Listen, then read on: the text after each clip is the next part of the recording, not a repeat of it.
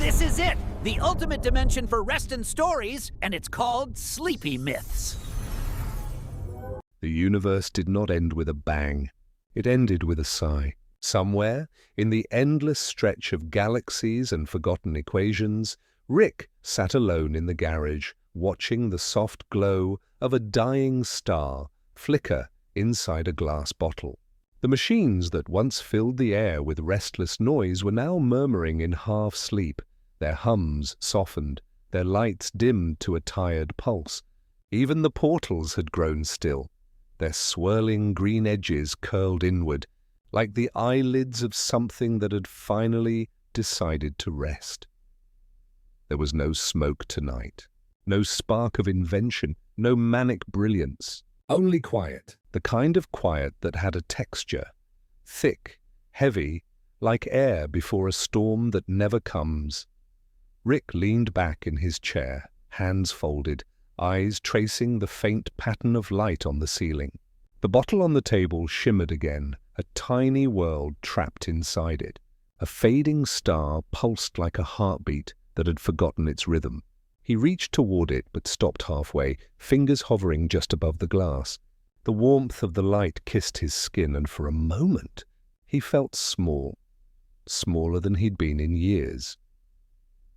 He remembered the first time he realized silence could hurt.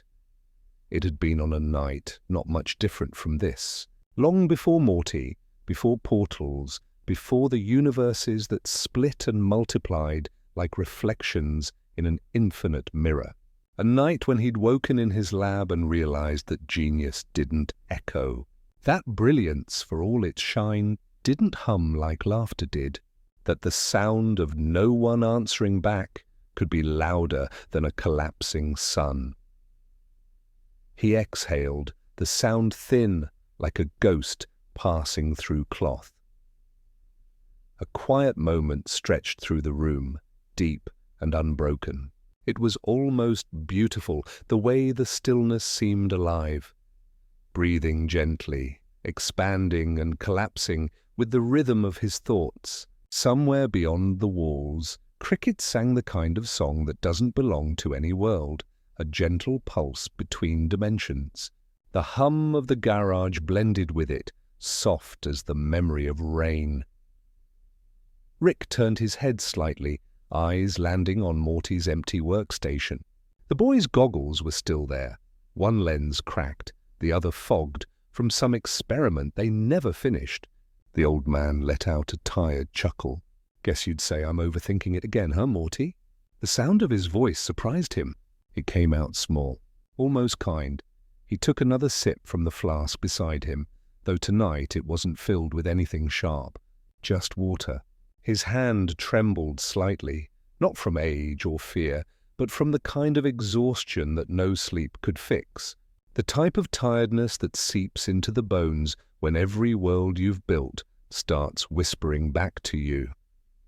The light in the bottle dimmed again, and the glass cooled under his palm.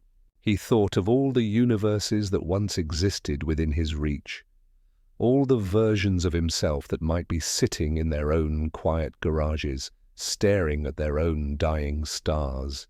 The idea used to comfort him, the thought that there were infinite Ricks out there to share the weight. But lately, it only made him feel heavier. He tilted his head, speaking softly to the emptiness. Maybe it's not the noise that keeps me going. Maybe it's just having someone there to hear it. The words barely made it past his lips before the garage seemed to swallow them whole. The silence pressed closer, familiar and patient.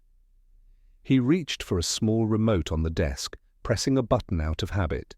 A hologram blinked to life, a faint image of a younger Rick, smiling wide, wild-eyed, mid-rant about dark matter harmonics.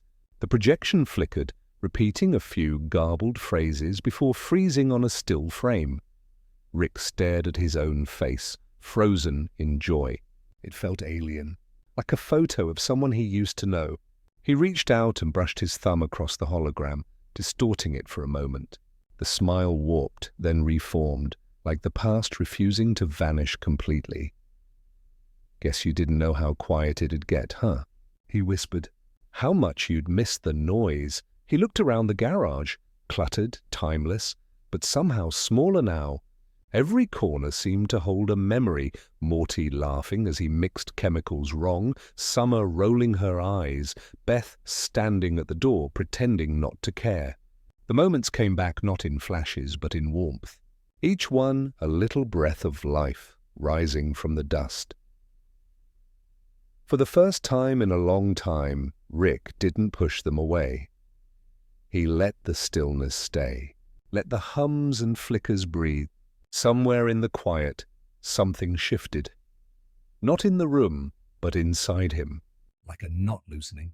Like a sigh that had been waiting a lifetime to escape. Outside the window, the stars were unusually dim, as though the universe itself had decided to take a rest. The horizon bent softly, and for a brief, tender instant, Rick thought he heard the sound of the cosmos breathing. Each inhale pulling galaxies closer, each exhale sending them gently apart again. It was then he realized that the multiverse, for all its noise and chaos, had a heartbeat, and tonight it was beating softly. He stood, slowly, stretching his back. The floor creaked beneath him, a small sound that felt enormous in the quiet. He walked to the far wall and placed the bottled star on a shelf beside a dozen others, tiny worlds, faintly glowing, all fading at different speeds. He'd kept them not as trophies, but as reminders, each one a moment he'd refused to let go of. He pressed his finger against the glass of one bottle, watching the light ripple faintly. "Don't worry," he murmured, voice low. "You're not gone. Just resting." The words weren't meant for the stars. They were for him. He returned to his chair, pulled his lab coat tighter around him, and closed his eyes. The machines hummed their lullaby. The portal gun, dusty and still, gave off one small flicker before quieting completely.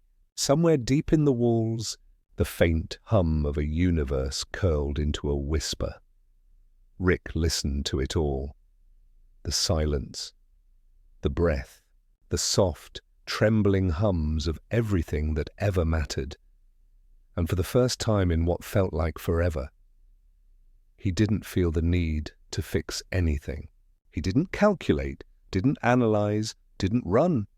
He just listened.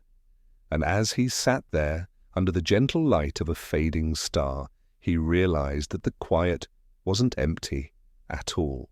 It was full of echoes, of memories, of everything he'd ever loved, but never said aloud. The night went on breathing, slow and steady, and Rick breathed with it, matching its rhythm until it became impossible to tell where he ended and the quiet began. Somewhere in the distance, or maybe in his own heart, a single word rose like a note in the dark. Rest. And, for once, he did. Before Rick was a man of chaos and galaxies, before he held universes in trembling glass bottles, he was just a boy, small, curious, and endlessly awake. The nights of his childhood stretched long and quiet, filled with the distant hum of suburban lights and the soft ticking of a clock that seemed too patient to ever reach morning. He remembered lying on the roof of his parents' house, a notebook open beside him, the pages fluttering like wings in the warm wind.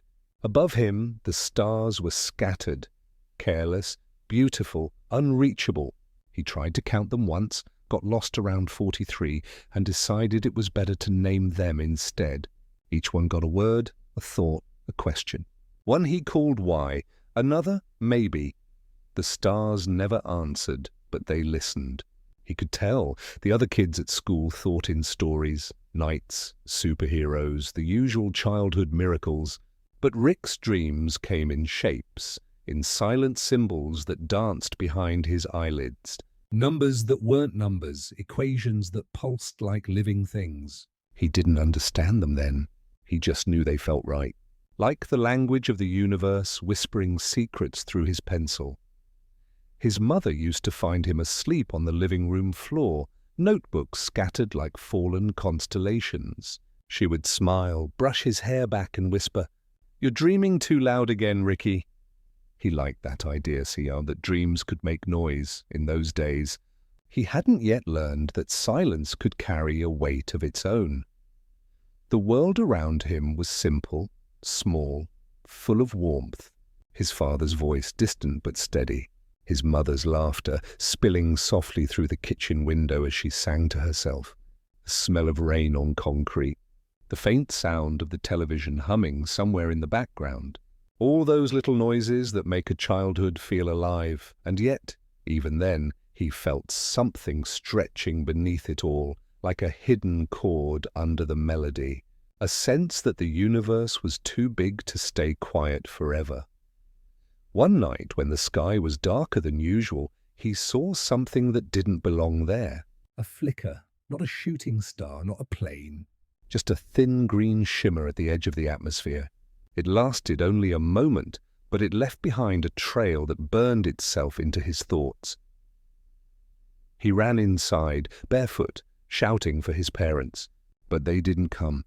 Only the clock answered him, ticking, slow and steady.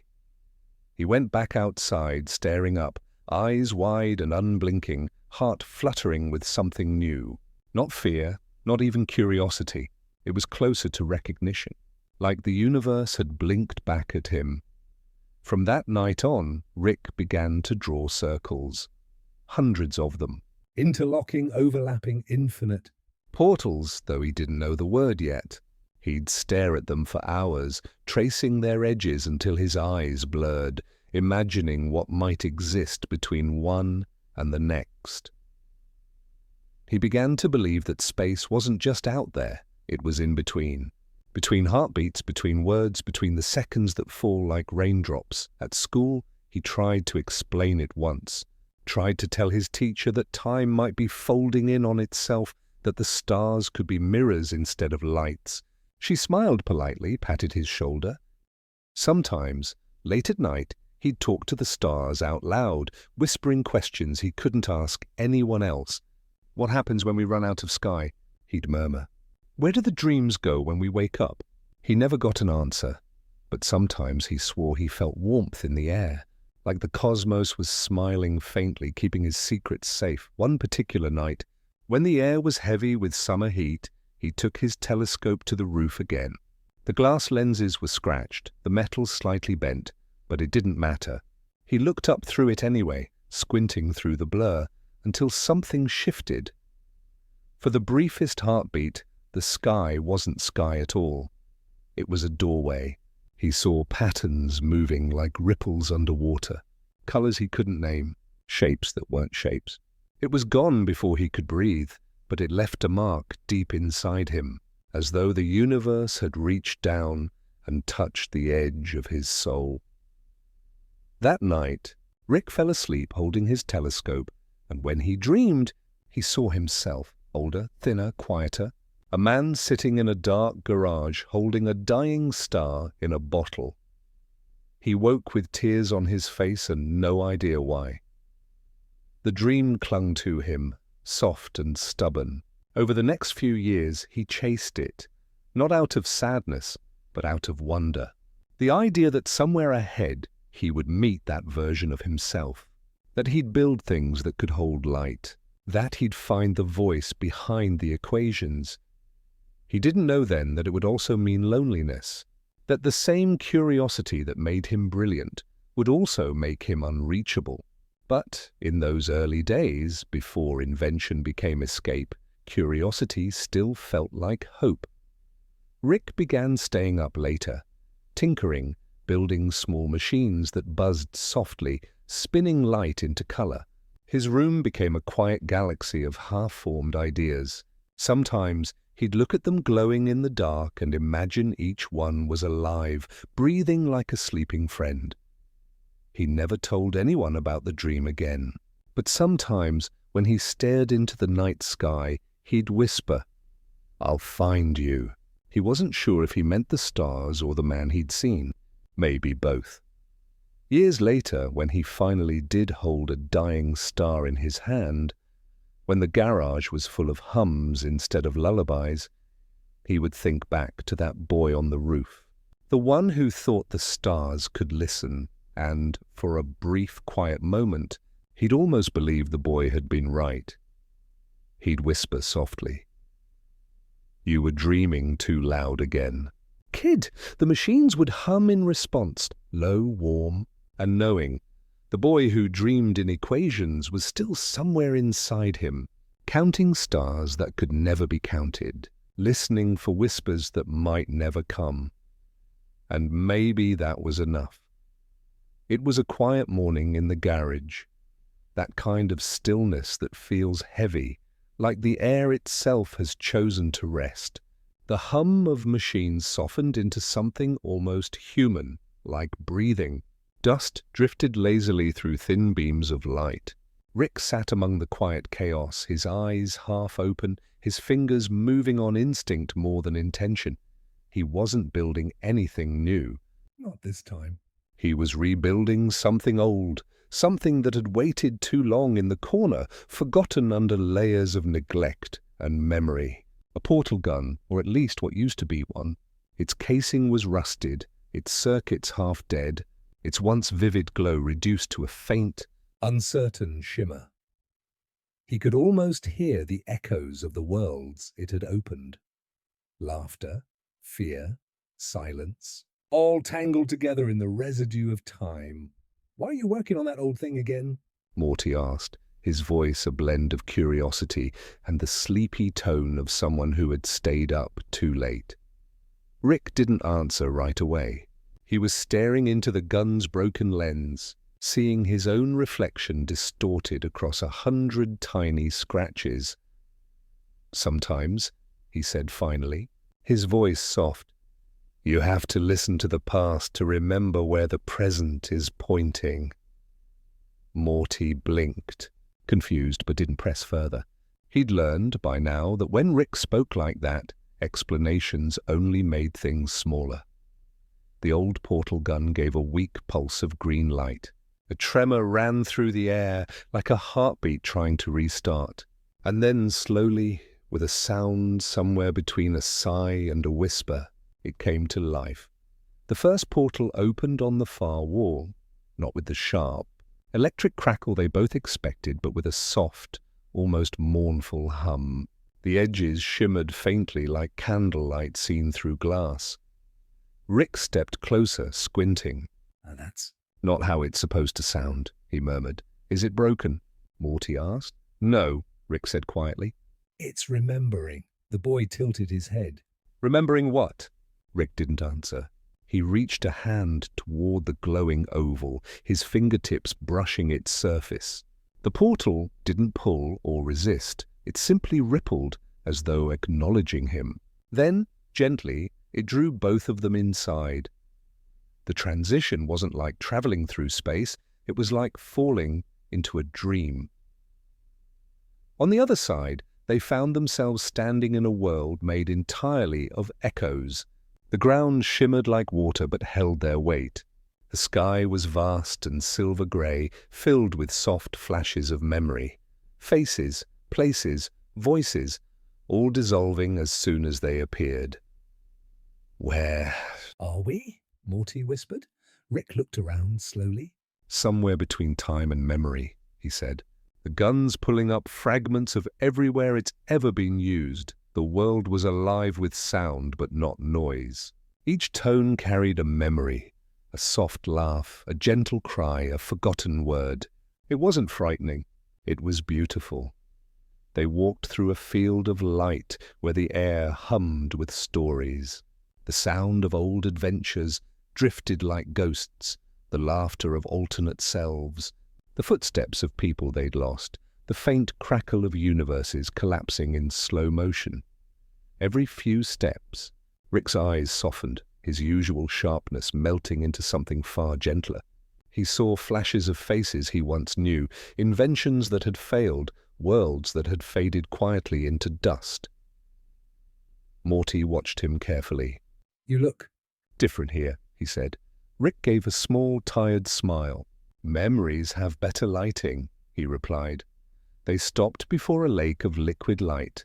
It reflected not their current selves, but versions from before, younger, freer, still learning what they'd eventually lose. Morty knelt by the edge, watching the reflections ripple. "Is that us?" he asked. "Could be," Rick murmured. Or it could just be the universe dreaming of us, Morty chuckled softly. "You say stuff like that and then act like you don't care about anything." Rick's gaze stayed fixed on the lake.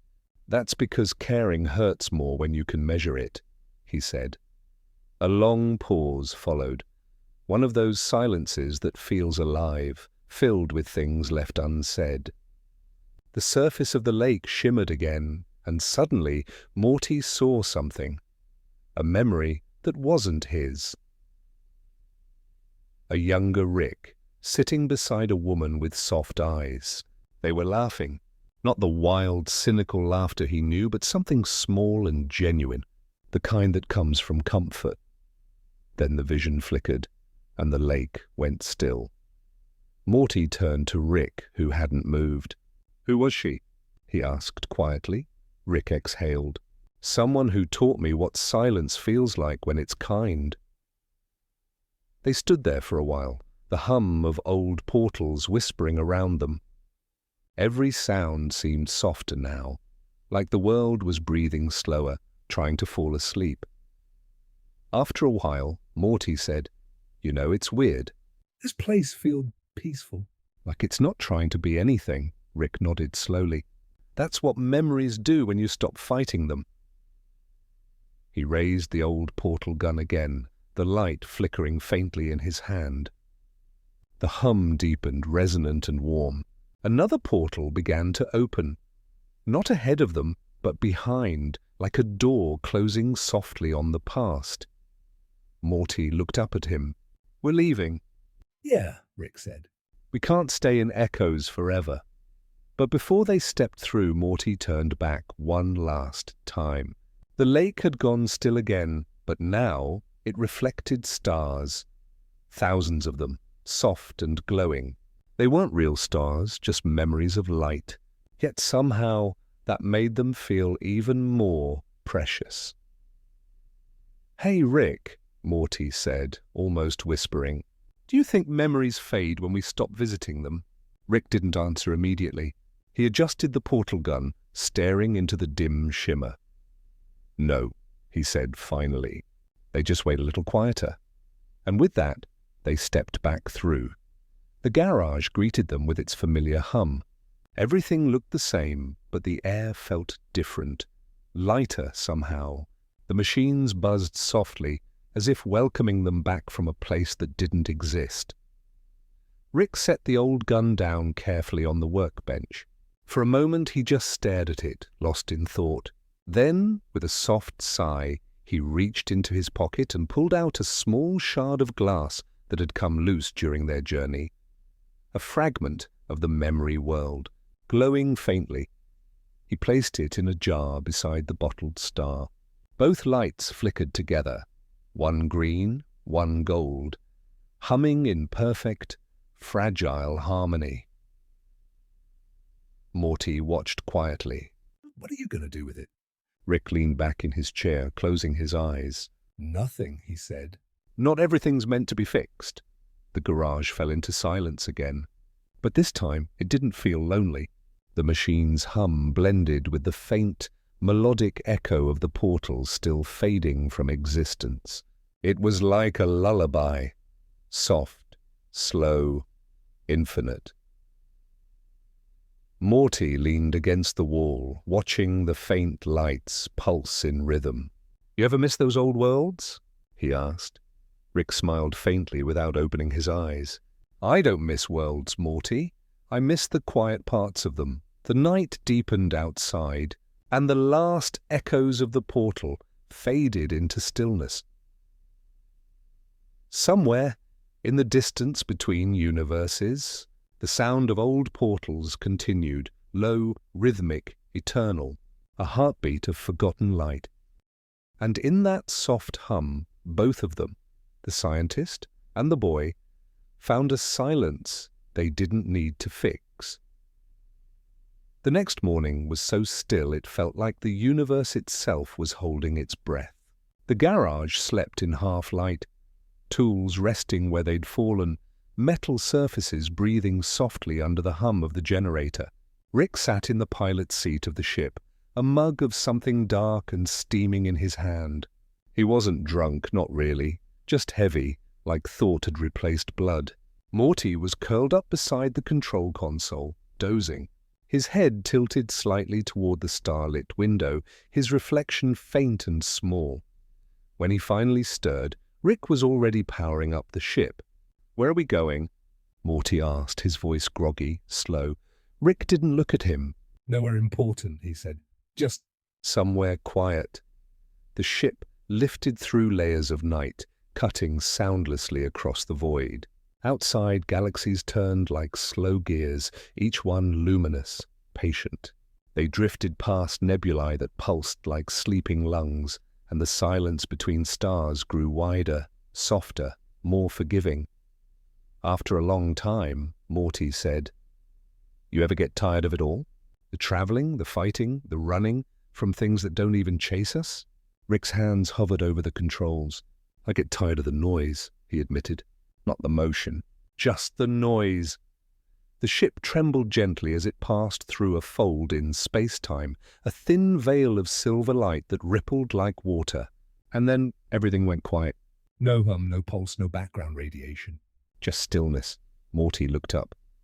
Rick?" Did we break the universe again? Rick checked the scanners. Everything showed 0. No energy readings, no signals, no signs of life. Just a planet below them. Blue, soft, and utterly motionless. "Not broken," Rick said softly. "Just peaceful." He steered the ship downward. They entered the atmosphere like a whisper, the clouds drifting slow and heavy around them. When they landed, a hush followed, the kind that comes only when even time hesitates to move. The planet was beautiful in the quietest way possible. The sky shimmered with faint auroras, gentle ribbons of silver and pale lavender. The ground beneath them was made of something that looked like grass but felt like silk, cool and faintly luminous. There were rivers, but they didn't rush. They glided, unhurried, reflecting starlight that seemed to come from nowhere and everywhere at once. Morty took a few steps forward. "It's so calm," he whispered. Rick crouched, scooping a handful of the glowing grass between his fingers. It didn't break or crumble, it just shimmered and mended itself like it didn't understand harm. "This place doesn't know what conflict is," he said. "No war, no competition, no hunger." "Not even decay? How's that even possible?" Rick shrugged. "Entropy still exists." "It just doesn't care here. Everything's in agreement," Morty frowned. "That sounds kind of boring," Rick smiled faintly. That's what people who don't understand peace always say. They walked until they reached the edge of a slow-moving river. It made no sound, not even the faint trickle of movement. Yet somehow Morty could feel it singing. Not with noise, but with the memory of sound, as if the world itself was humming under its breath. Rick sat down, setting his tools aside. He pulled out a small silver flask, looked at it, then put it away. "You know, Morty," he said after a while, "there used to be a theory that peace couldn't exist without pain. That one defines the other, yeah?" Morty said, lying back against the grass. "Yeah," Rick continued. "But maybe that's just something broken people say to feel comfortable in their damage." Morty turned his head toward him. "You talking about yourself again?" Rick gave a quiet laugh, not his usual dry cackle, but a soft, human sound. "Aren't I always?" The wind moved through the field, carrying the scent of something sweet and unfamiliar, like rain mixed with memory. The stars above shimmered faintly, and Morty realized the constellations were moving, slowly, gracefully, like a dance. "This place doesn't even have a night and day cycle," Rick said, noticing Morty's gaze. "Time doesn't mean much here." "So what happens to people who live here?" "They don't die," Rick said simply. "They just Fade. Like a candle running out of air. Morty was quiet for a long time. Then, in a voice small and uncertain, he said, "Do you think we could ever have that? Back home?" Rick didn't answer right away. His eyes followed the rivers winding across the valley, glowing like veins of light. Peace like this? He said finally. No, we're too busy mistaking noise for meaning, Morty sighed. Yeah, I guess, Rick turned his head slightly. But, he added, that doesn't mean we can't make small pockets of it. Morty looked confused. Like vacations? Rick chuckled. No, Morty, like moments. A minute here, an hour there. The universe runs on chaos, but peace? Peace happens in pauses. They both fell silent again, letting the idea rest between them. A group of small, glowing creatures drifted across the nearby field, transparent beings that floated like slow-moving lanterns. They gathered around Morty's feet, curious but calm. When he reached out, one brushed against his hand, leaving a faint trace of warmth. "It's like they're not afraid," Morty whispered. "They've never needed to be," Rick said softly. "Nothing here ever learned the word enemy." Morty looked up at him. That's kind of beautiful, Rick's eyes softened. Yeah, it is. He lay back beside Morty, staring up at the moving stars. The two of them watched in silence for what felt like hours, though time didn't seem to pass here at all. The air was cool, the ground soft, and everything around them seemed to breathe with slow, patient rhythm. Rick's mind wandered, not to formulas or failures, but to feelings.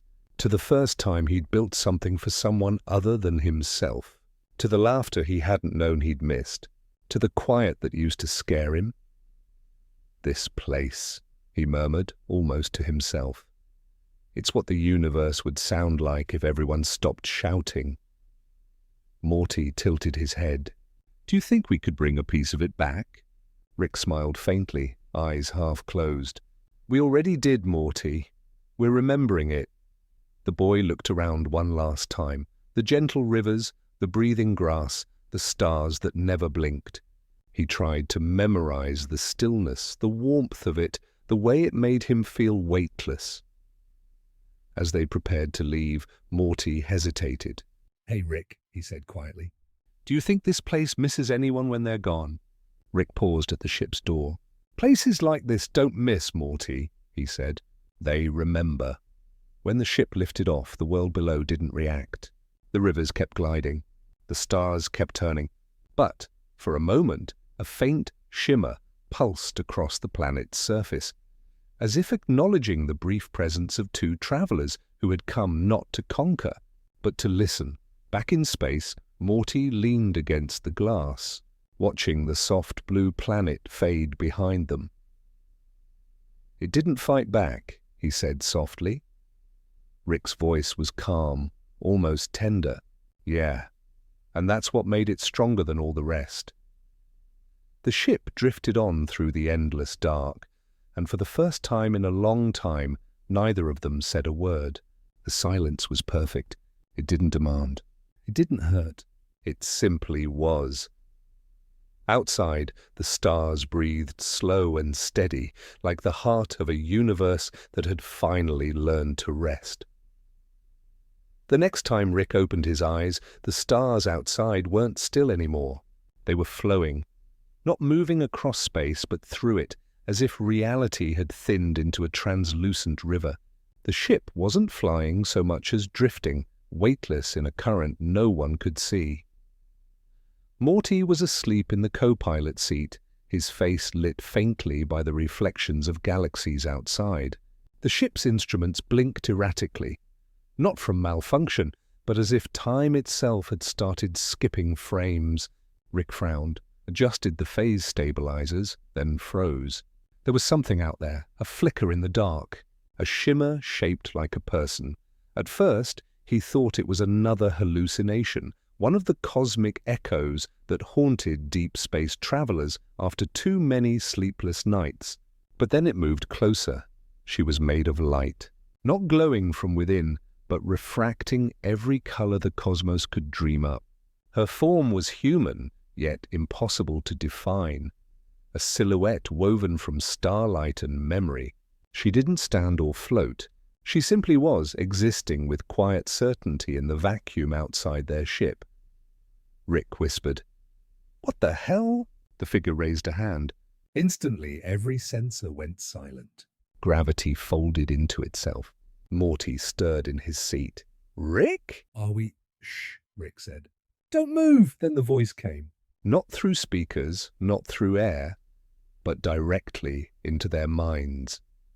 "You have crossed the seam between what ends and what remembers." Rick swallowed. "You're not real. Real is just the part of existence that hasn't forgotten itself." The ship drifted closer to her, though Rick hadn't touched the controls. Outside, the stars curved inward, like the universe was leaning in to listen.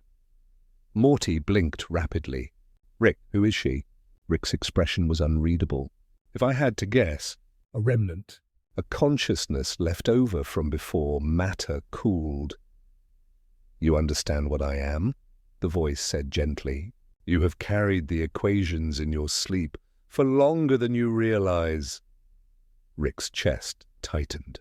He didn't like when the cosmos spoke back. "You're just another sentient field anomaly. I've seen your kind.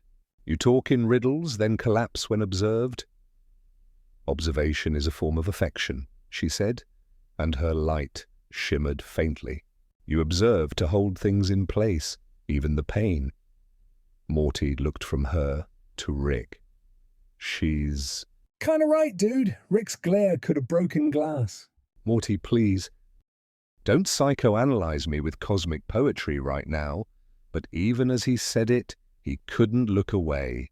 The figure's outline kept shifting. At times a woman, then something vaster, then just light again. Every flicker seemed to reveal an old face, an echo of someone he'd once known. Rick finally asked, "What do you want?" I don't want, I recall. "You entered the edge of remembrance. All who pass through must leave something behind." "Like what?" Morty asked. "Something that no longer belongs to you." Rick muttered, "Great. The universe wants payment." He turned toward the console, but the controls no longer responded. The ship wasn't bound to physics anymore. It was bound to her. "All right," he said, standing. Fine. You want something that's mine? "Take my curiosity." Oh, I'm done asking questions anyway. The light woman tilted her head. "That is not yours to give." "It was given to you so others could see." Rick's smirk faltered. "You don't even know what that means. It means you still look for truth in ashes. You mistake ruin for research. You think the void will answer because you cannot forgive silence." Morty swallowed. The air inside the ship felt heavy now, thick with static. "Rick, maybe just talk to her. She doesn't sound like she's trying to hurt us." Rick's jaw tightened. "Everything that talks like that ends up hurting you, Morty. The trick is, it convinces you it's for your own good."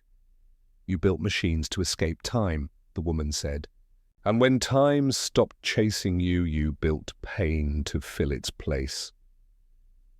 Her light brightened, enough to make the whole cockpit glow.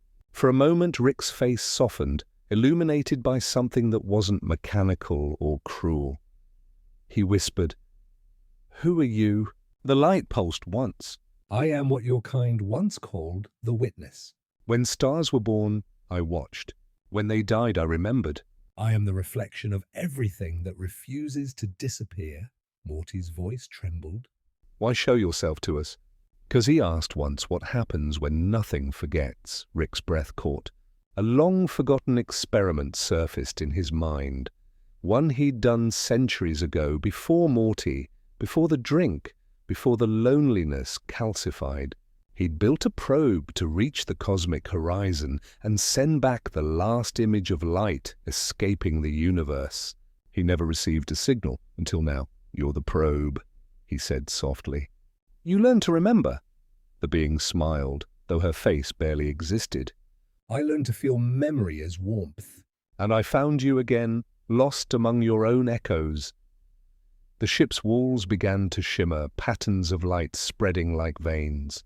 Morty's hand passed through one of them, and for an instant He saw something, himself, older, peaceful, standing beneath a golden sky.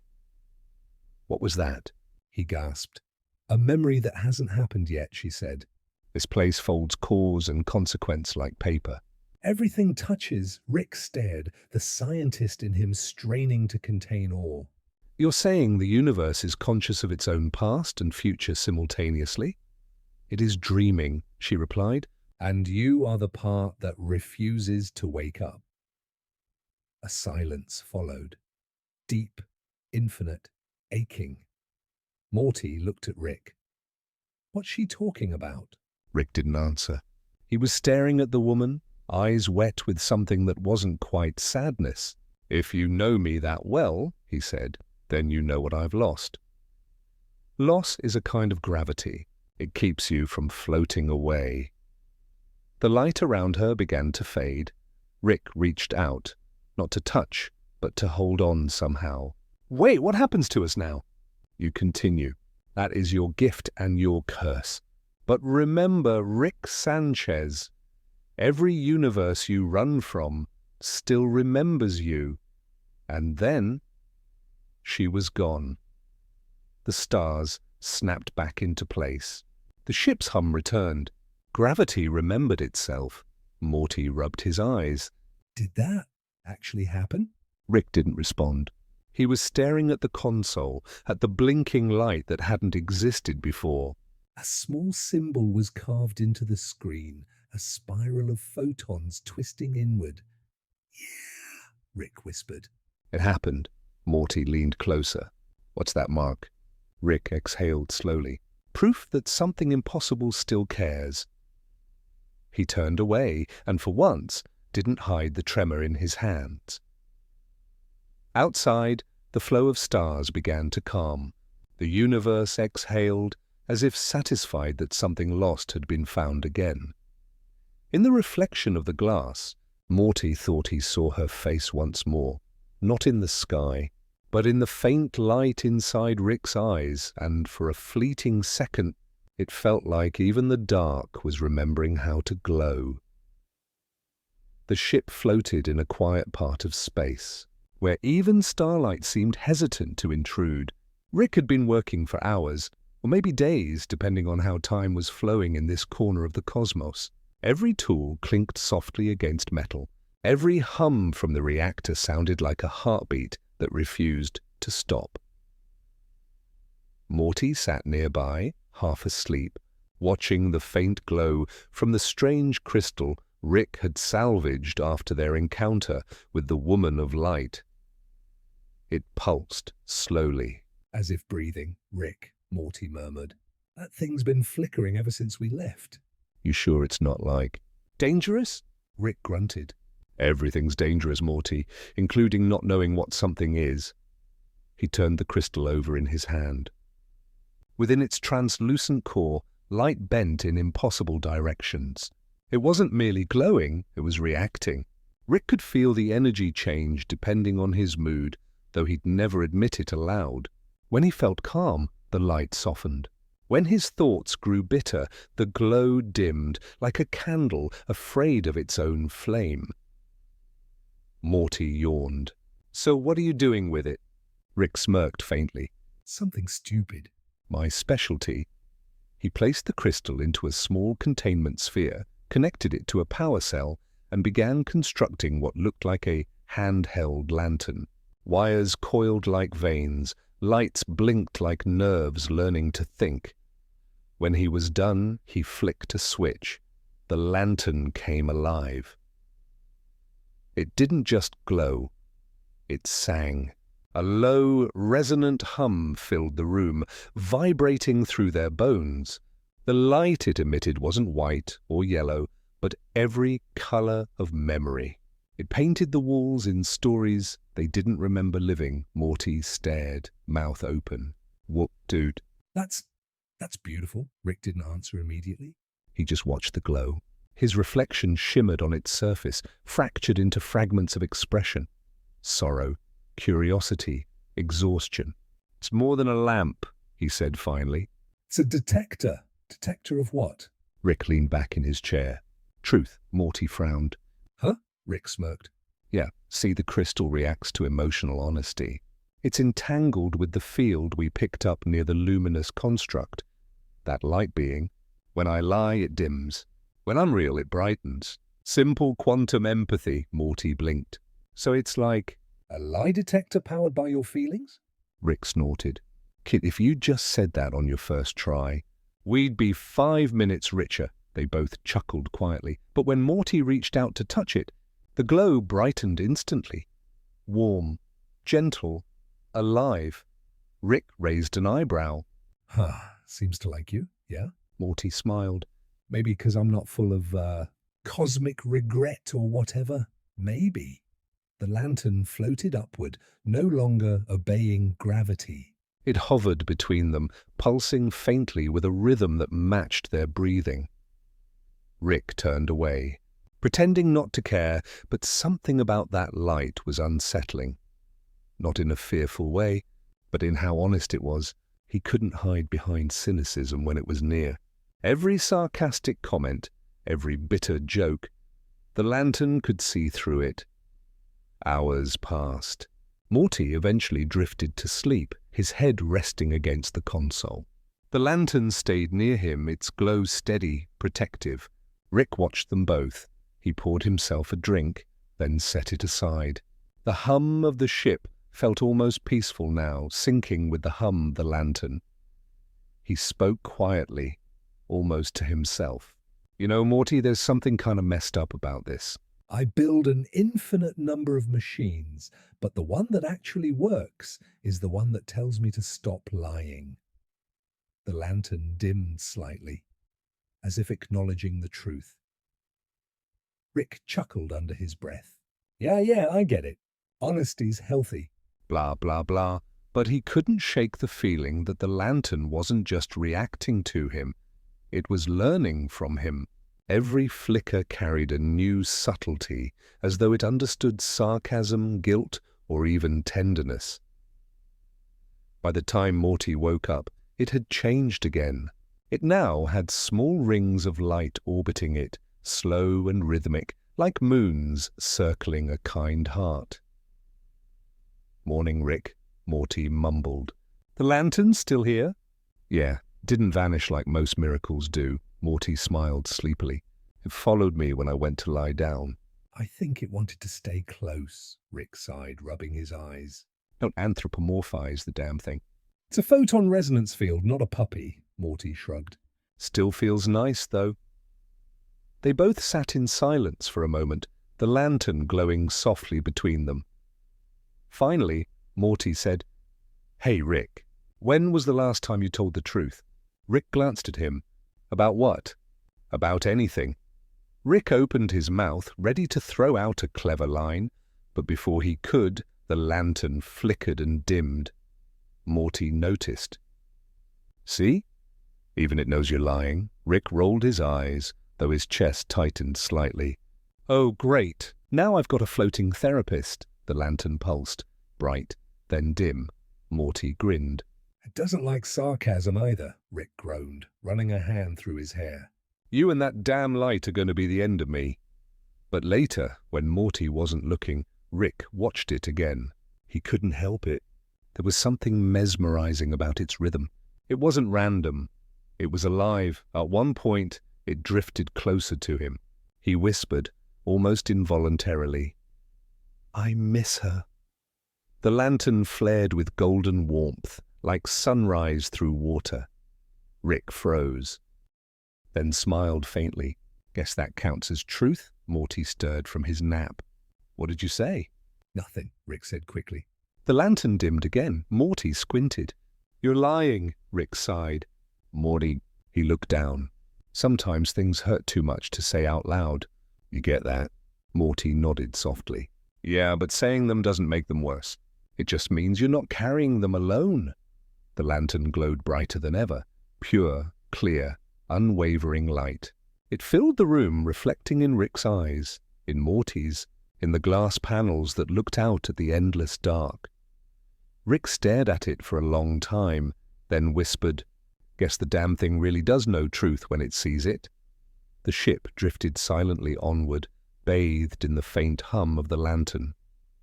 Outside, distant stars blinked like slow heartbeats. From then on, the lantern never left their side.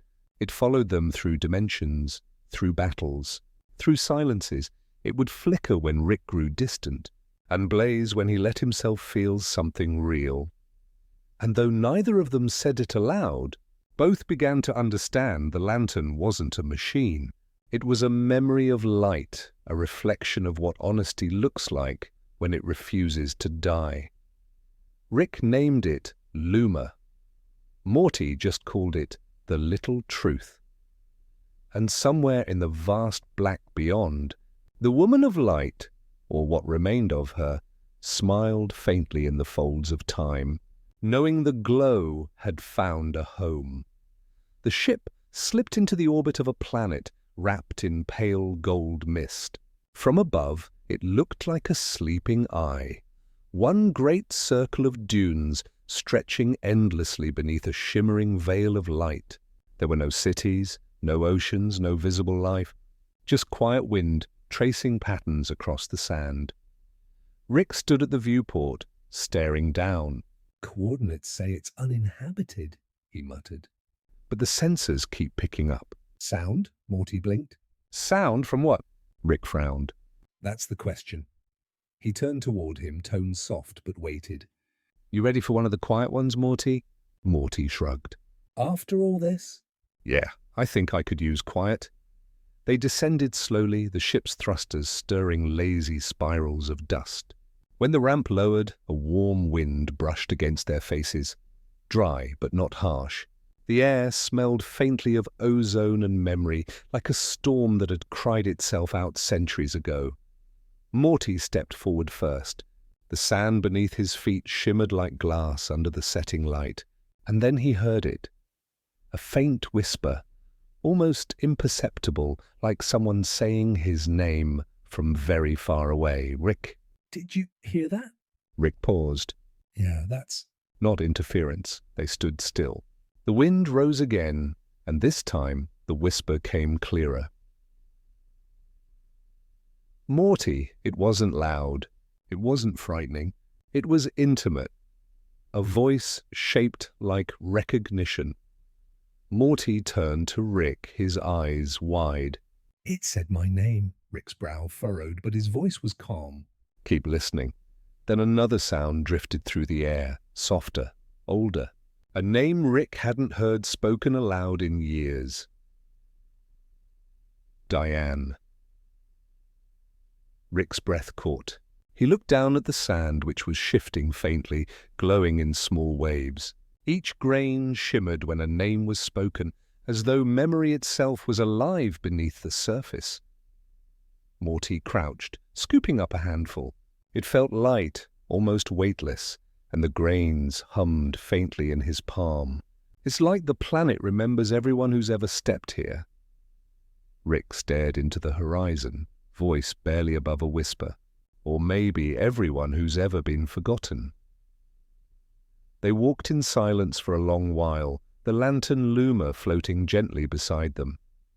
Its glow pulsed in sync with the whispers, as though acknowledging the resonance. As the sun dipped below the dunes, the whispers grew into a soft chorus. Not loud, not chaotic, just thousands of gentle murmurs blending together, like wind moving through reeds.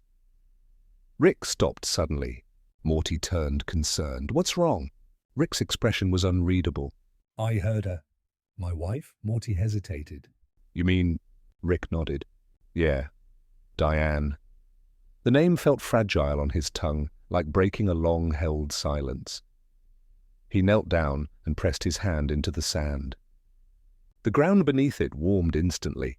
Light spread outward in slow ripples, and within that light, faint outlines of faces appeared, carved not by design but by memory.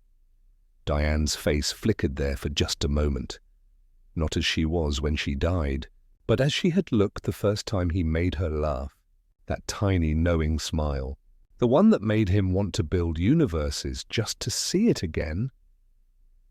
Morty stood quietly, not wanting to interrupt. The wind carried Rick's whisper away, a wordless apology too soft to survive anywhere else. When he finally spoke again, it was barely a breath. She deserved better than a man who only knew how to run. Luma floated closer, casting a warm, steady light on him. The sand glowed brighter. Morty sat beside him. "She's still here," he said softly. Not like literally, but "The planet remembers her." that means she mattered. That means you mattered. Rick let out a tired laugh, not cruel, just hollow and gentle. "You've been hanging around me too long, Morty, starting to sound like one of my better hallucinations." "Maybe," Morty said with a small shrug. "But maybe that's the point."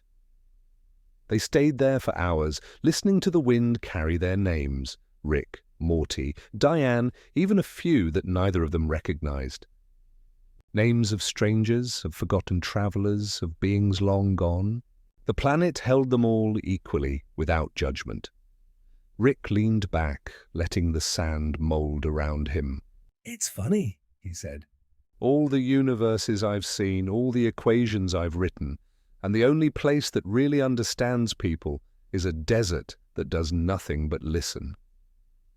Morty smiled faintly. "Guess that's what you needed, huh?" Rick looked up at the sky, which was now deep indigo streaked with silver clouds. "I don't know what I need anymore, Morty, but this." "This feels like something worth keeping."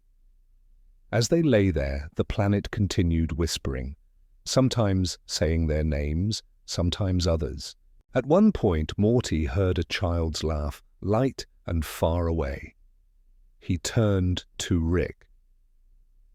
"Did you hear that?" Rick nodded. "Yeah, Beth." Morty didn't ask which version. They both stayed silent, letting the moment breathe. Eventually, Morty said, "Hey, Rick." "Yeah, when we leave this planet, do you think it'll still remember us?" Rick stared into the horizon, where dunes melted into stars. "Maybe, but that's not the part that matters. What matters is that we remember. The universe forgets everything eventually. It's up to us to keep some of it alive," Morty nodded slowly. "Like keeping someone's laugh in your head, even after they're gone." Rick smiled faintly. "Exactly." The wind brushed past them again, gentler this time, carrying the faintest murmur of gratitude. Or maybe that was just imagination. Before they returned to the ship, Rick took one last look at the dunes. Then, without thinking, he said quietly, "Thank you."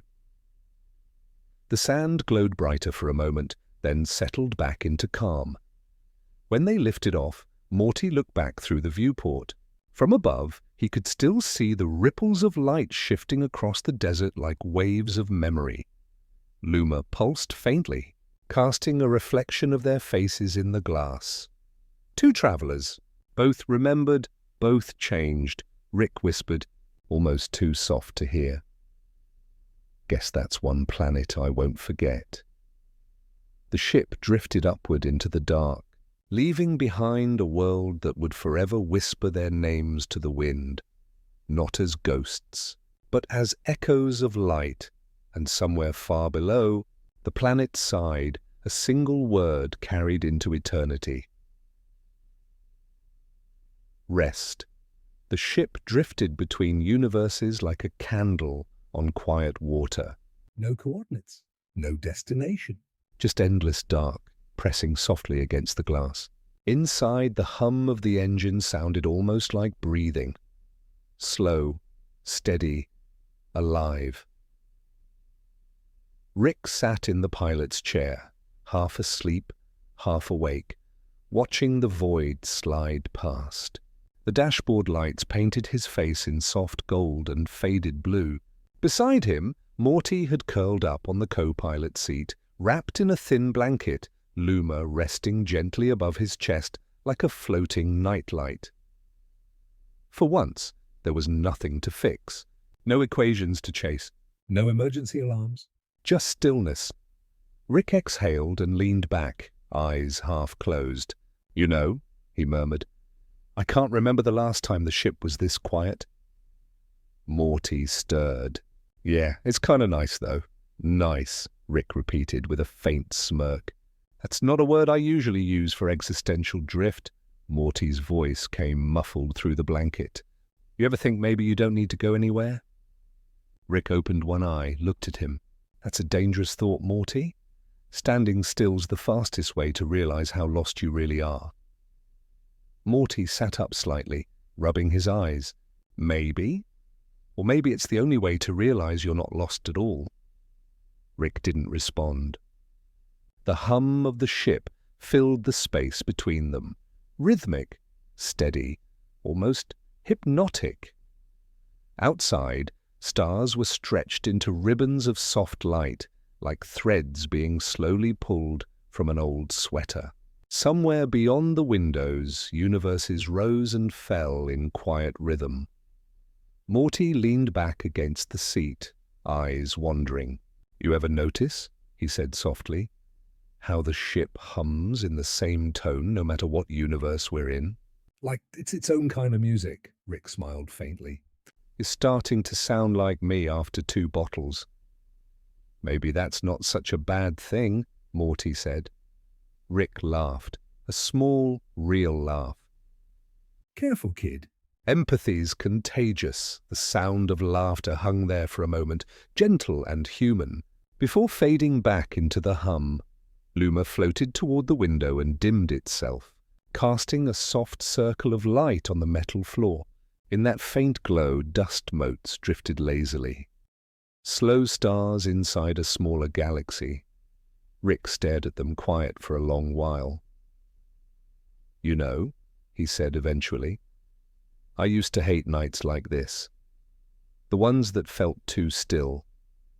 Used to think if I wasn't building something, I was wasting time. Morty tilted his head. And now? Rick shrugged. Now I'm starting to think time's been building me. Morty smiled, sleepy-eyed. That's actually kind of profound. Rick chuckled again. Don't tell anyone. Got to keep up the reputation. The ship creaked softly as it passed through a field of drifting stardust. Tiny grains tapped against the hull like gentle rain. Morty stood and walked to the window, pressing his palm against the glass. The starlight shimmered beneath his hand. Feels like we're floating in a dream, he said. Rick joined him, standing just close enough for their reflections to blur together. Maybe we are, he murmured. Maybe that's all the multiverse ever was. One long shared dream that forgot who was dreaming. Morty turned to him. So? What happens when the dream ends? Rick didn't answer right away. His gaze stayed on the stars. Then, he said softly, you wake up somewhere else, maybe as someone else, but the important things, the laughs, the moments, the people you loved, they stick around. They're the gravity that pulls the next dream together. Morty thought about that, then nodded slowly. That's kind of comforting, actually. Rick smiled faintly.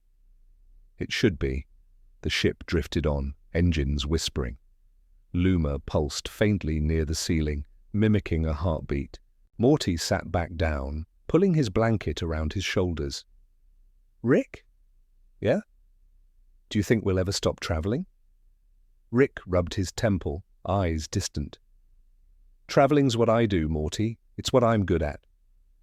But maybe it's not about the moving anymore. Maybe it's about what's moving inside while everything else stays still. Morty tilted his head, half asleep. That sounds like something from a fortune cookie, Rick grinned.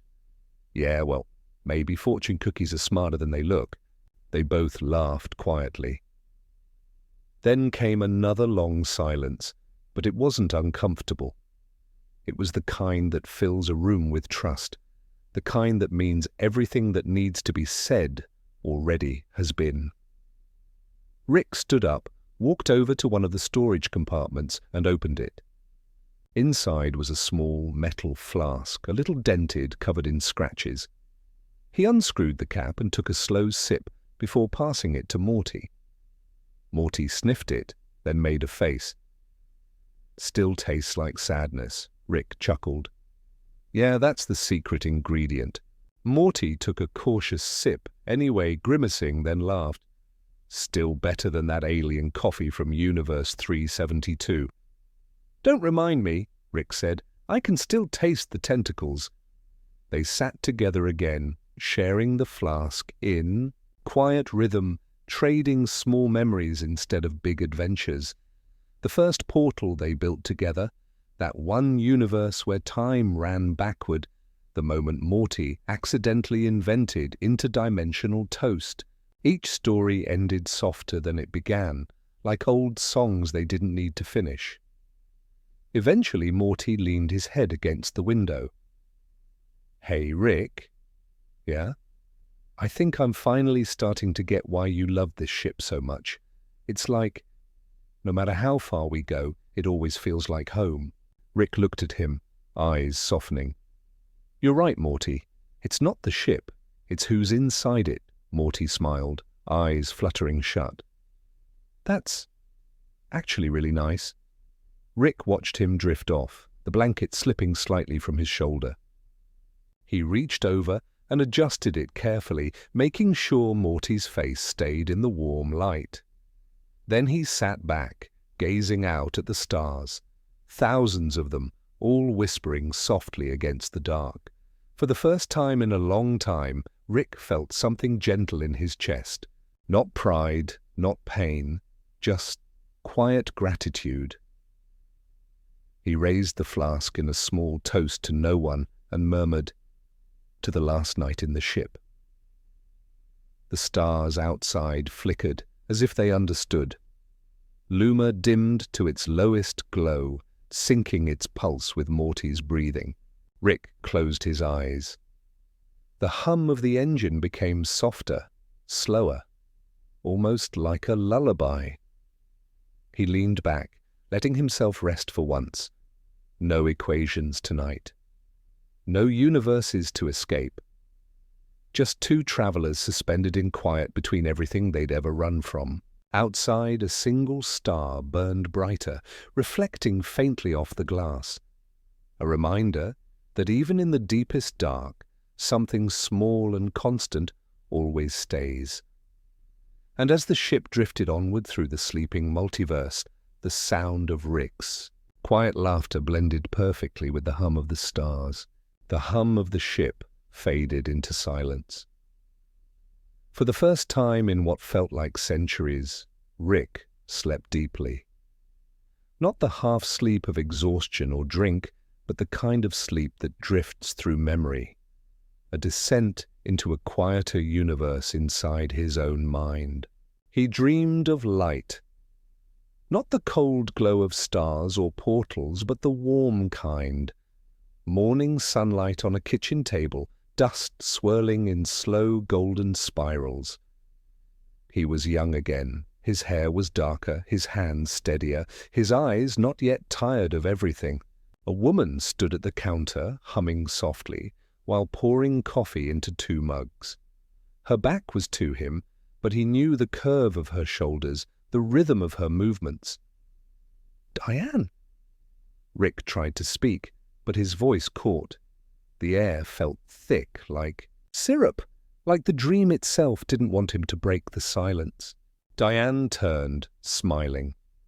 That same quiet smile that had haunted every corner of his mind since she was gone. "You look tired," she said gently, setting the mug before him.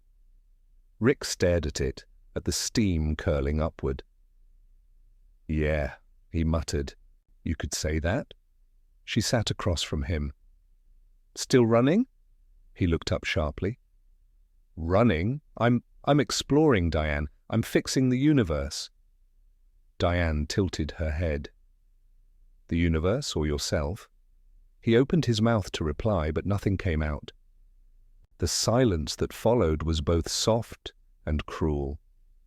Outside the kitchen window, sunlight shifted into twilight, as if the dream was collapsing inward. He could hear faint voices now, echoes of Morty, Summer, and even his own, all layered like distant radio channels. You always said science was your escape, Diane continued, her voice growing fainter. But escape from what, Rick? Rick clenched his fists. From everything. From the boring, from the meaningless, from a universe that doesn't care.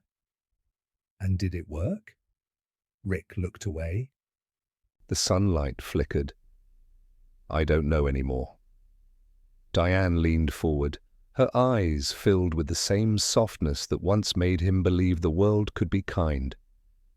You keep building doors, Rick. But you never stop long enough to walk through them. The words hit him like gravity. The room rippled, and the air began to hum, the same pitch as the ship's engine. Rick blinked, and the kitchen dissolved into stars. Diane's face faded into the dark, leaving behind only her voice. You can't keep fixing infinity if you've never forgiven yourself. Then silence. Rick woke with a start. The cockpit lights had dimmed to a faint amber. Morty was still asleep beside him, breathing steadily, Luma hovering close by like a tiny guardian. Rick rubbed his eyes and exhaled slowly. Damn. Dreams, he muttered, though the tremor in his voice betrayed him. He stood, pacing the small cabin. Every corner of the ship seemed to echo Diane's words. You keep building doors, but you never stop long enough to walk through them. For the first time, he looked at his inventions. Really looked. The buttons, Levers, consoles. Every one of them was a door to somewhere else, somewhere far away. but none of them led back. Rick sat down at the console, pulling up the ship's navigation map. The multiverse sprawled before him like a luminous spiderweb. Millions of nodes, endless possibilities. But all he could see were the empty spaces between them. He zoomed in on a tiny sector, Universe C1327, a place he'd long avoided, a place he once called home. He hesitated. His hand hovered over the coordinate input. Morty stirred behind him. "Rick, you okay?" Rick turned, forcing a smirk. "Yeah, kid, just thinking." "About what?" Rick leaned back. "About how even in infinite universes the one thing you can't escape is yourself." Morty yawned, rubbing his eyes. "That sounds depressing," Rick chuckled. "Yeah, well, truth usually is." Morty tilted his head. "You had another dream, didn't you?" Rick froze. "How'd you know?" "You were mumbling in your sleep. You said her name." Rick sighed, staring at the stars through the viewport. "Guess some ghosts don't respect boundaries." Morty walked over, sitting beside him. "You miss her?" Rick didn't answer right away. Then he whispered, "Every damn day." They sat in silence for a while, the ship gently drifting through the starlit void. After a moment, Morty said, "You know, Rick, maybe she'd want you to stop running." Rick raised an eyebrow. "You sound like her now." "Maybe that's not a bad thing." Rick smirked faintly. "Yeah, maybe." Luma floated closer, its glow soft and steady. It projected faint images, fragments of Rick's dream, Diane's smile, the kitchen, sunlight through dust. Rick stared at them quietly, then reached out and let the light scatter through his fingers. He took a deep breath. "You ever wonder what it'd be like?" he asked. "If I just stopped? No more portals? No more saving the universe? Just stayed somewhere, built a small house, slept at night." Morty thought about it. "Honestly, that sounds kind of nice." Rick chuckled. "Yeah, nice." The word lingered in the air, gentle and strange on his tongue. Then he leaned forward, setting new coordinates. Not to escape this time, but to return. "Where are we going?" Morty asked. Rick smiled softly. Home, kid, just for a while. The ship's engine hummed to life, quieter than usual, like it understood the weight of the moment. As they slipped into the portal, Rick closed his eyes again. For a second he saw Diane's face in the swirl of colors, her voice echoing faintly. "You can't fix infinity until you forgive yourself," he whispered back. "I'm trying." The portal flared, then softened, Fading into a field of stars over a small blue planet. Earth. Rick guided the ship gently down through the clouds toward a quiet patch of forest. The night was calm. The moon hung low and full, painting the world in silver. They landed in a small clearing. The ship powered down, its hum replaced by the sound of crickets and wind. Morty pressed his face to the glass. "It's beautiful," Rick nodded. "Yeah, it is." They stepped outside. The air smelled like pine and rain. Rick looked up at the sky. No portals, no machines, just stars. Morty turned to him. "You ever think maybe this was what you were looking for the whole time?" Rick thought about it, then smiled. Not the cocky grin of an inventor, but the quiet smile of a man finally at peace with himself. "Yeah, Morty," he said softly. "Maybe it was." The two of them sat by the ship, staring up at the constellations. For once, Rick didn't feel the need to explain the stars, or name them, or measure their distance.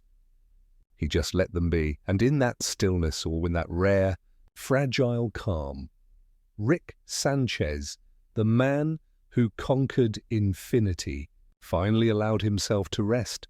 The morning after their quiet landing was strangely serene. Mist hung low over the forest, curling between the trees like smoke from a dream that refused to end. The air was cool and still, and for once the universe seemed to have paused to breathe with them. Rick sat on a log outside the ship, tinkering absent-mindedly with a small device. Not to fix anything, just to keep his hands busy. Luma hovered nearby, its soft glow pulsing like a heartbeat. Morty was still inside, asleep, mumbling quietly. Rick listened to the rhythm of his breathing. It sounded Safe. But as the mist thickened, Rick felt a shift. Subtle at first, then unmistakable. The silence around him wasn't just quiet. It was empty. He stood slowly scanning the fog.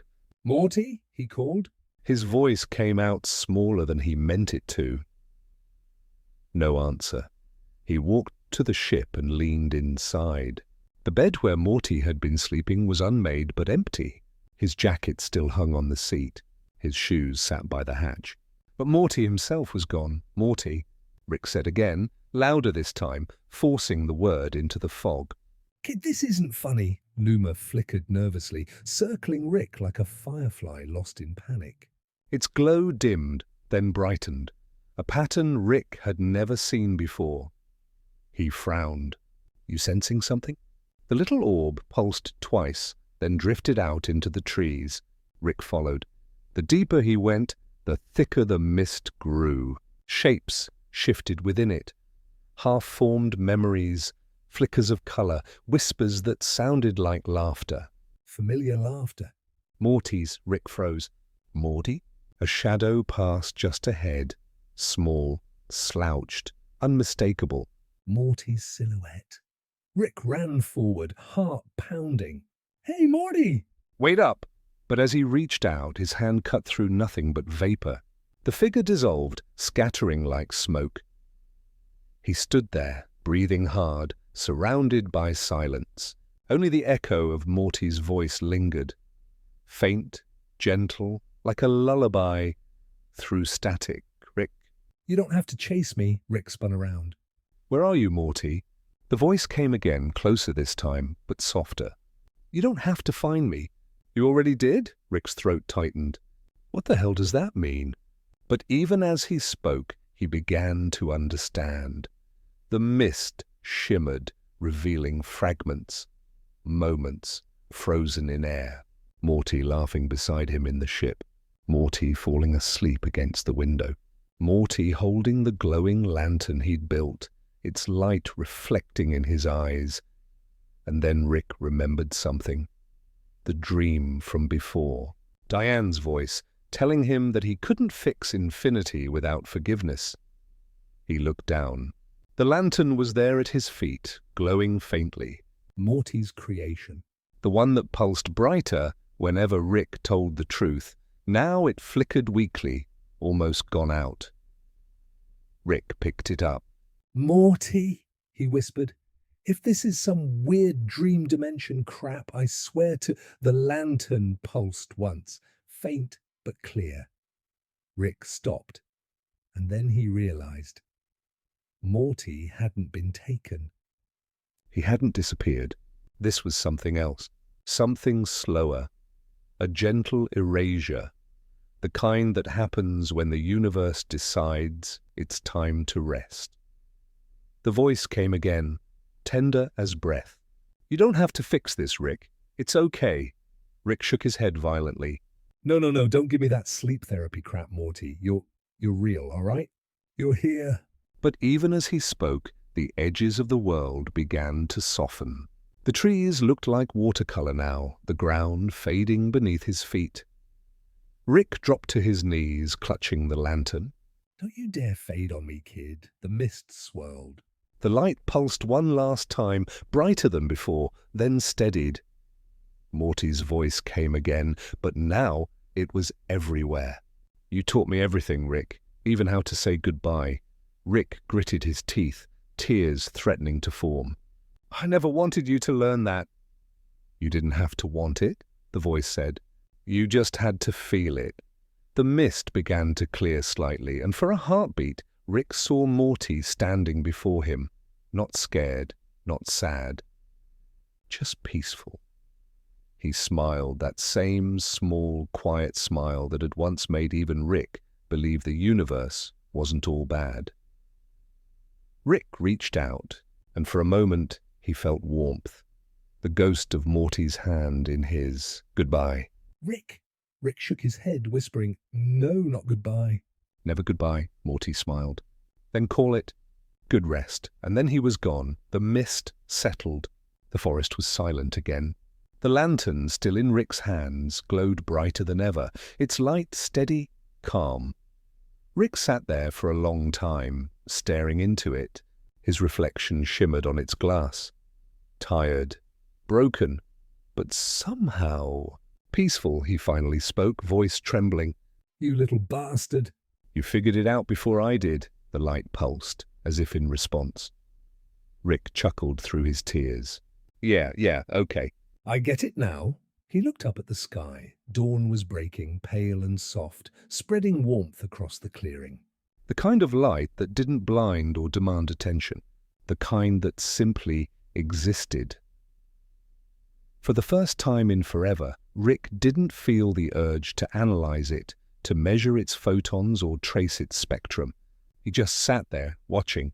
The mist thinned, revealing the ship in the distance. It looked small now, almost fragile. Rick stood slowly, still holding the lantern. He walked back through the quiet forest, every step feeling lighter.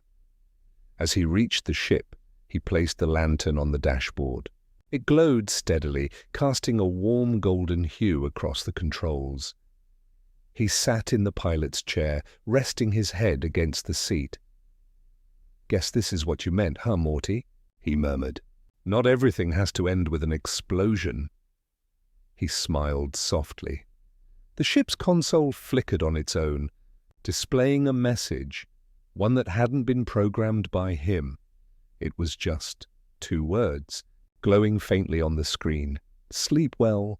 Rick laughed quietly, a sound halfway between a sob and relief. He leaned back, eyes heavy, the hum of the ship blending with the whisper of the wind outside. He whispered into the stillness, You too, kid, and as his eyes drifted closed, the lantern's glow filled the cabin, not blinding, but gentle, wrapping him in warmth. Outside, the sun rose higher, spilling light across the forest. The mist was gone. The world was quiet, and somewhere, between memory and dream, a voice, familiar and kind, whispered one last time. Everything's going to be okay. Man? Rick smiled in his sleep, and the universe, as if taking its cue, Exhaled softly and rested with him. The night after Morty's quiet disappearance stretched endlessly, soft and blue. The stars outside the ship seemed closer now, hanging like candle flames over a dark ocean. Rick sat in silence at the controls, a cup of something lukewarm in his hand, the faint hum of the ship filling the room. Luma, the little floating lantern Morty had built, glowed gently beside him. It had been glowing without pause since that morning, not bright, not dim, steady. as if keeping time with Rick's heartbeat. He didn't talk to it at first, but the silence became heavy, so he muttered, "You ever wonder what they're saying?"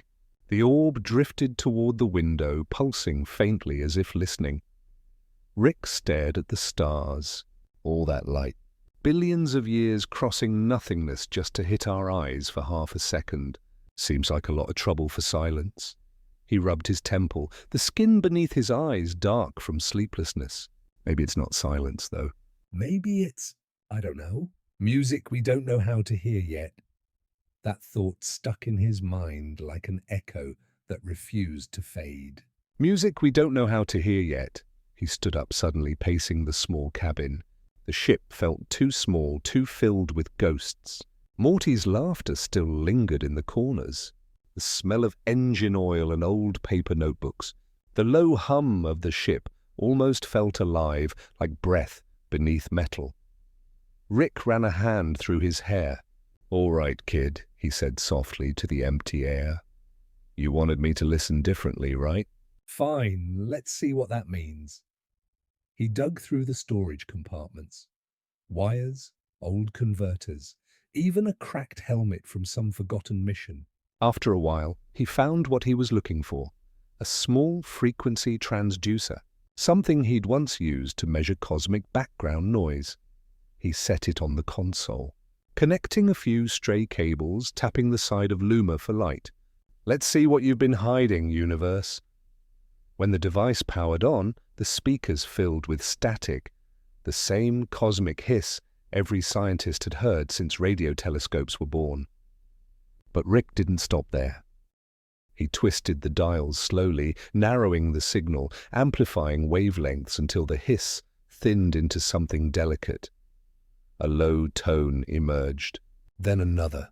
And another. He froze. It wasn't random. It was patterned. Notes. Soft, deep, almost human.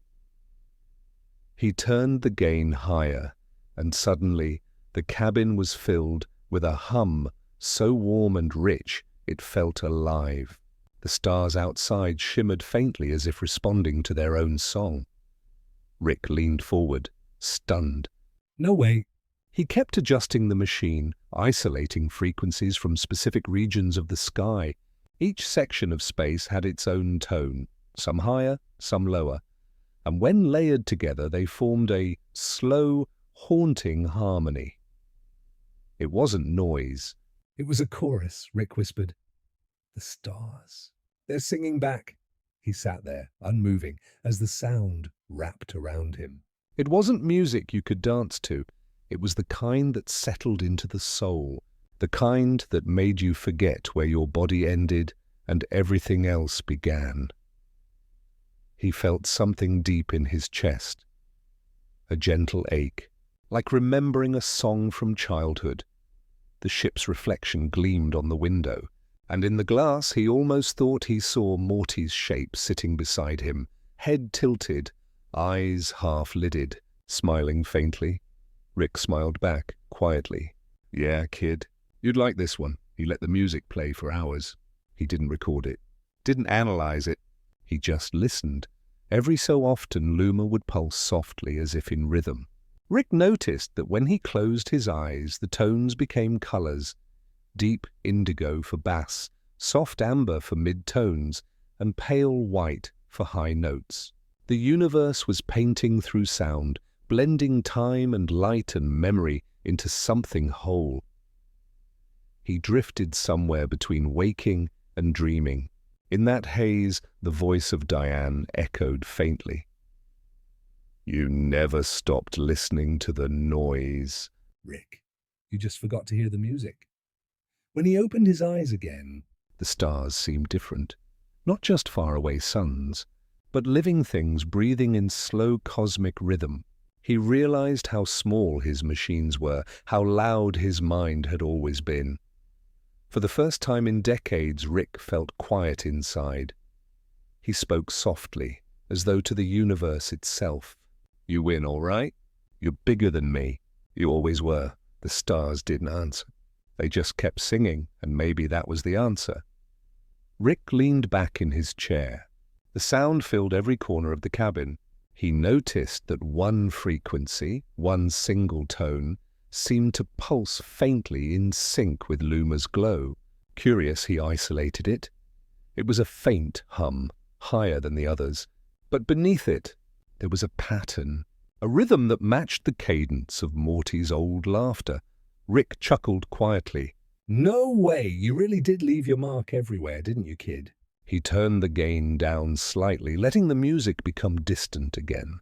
"Not gone, just quieter, like background peace." And then, for no reason other than instinct, Rick began humming along.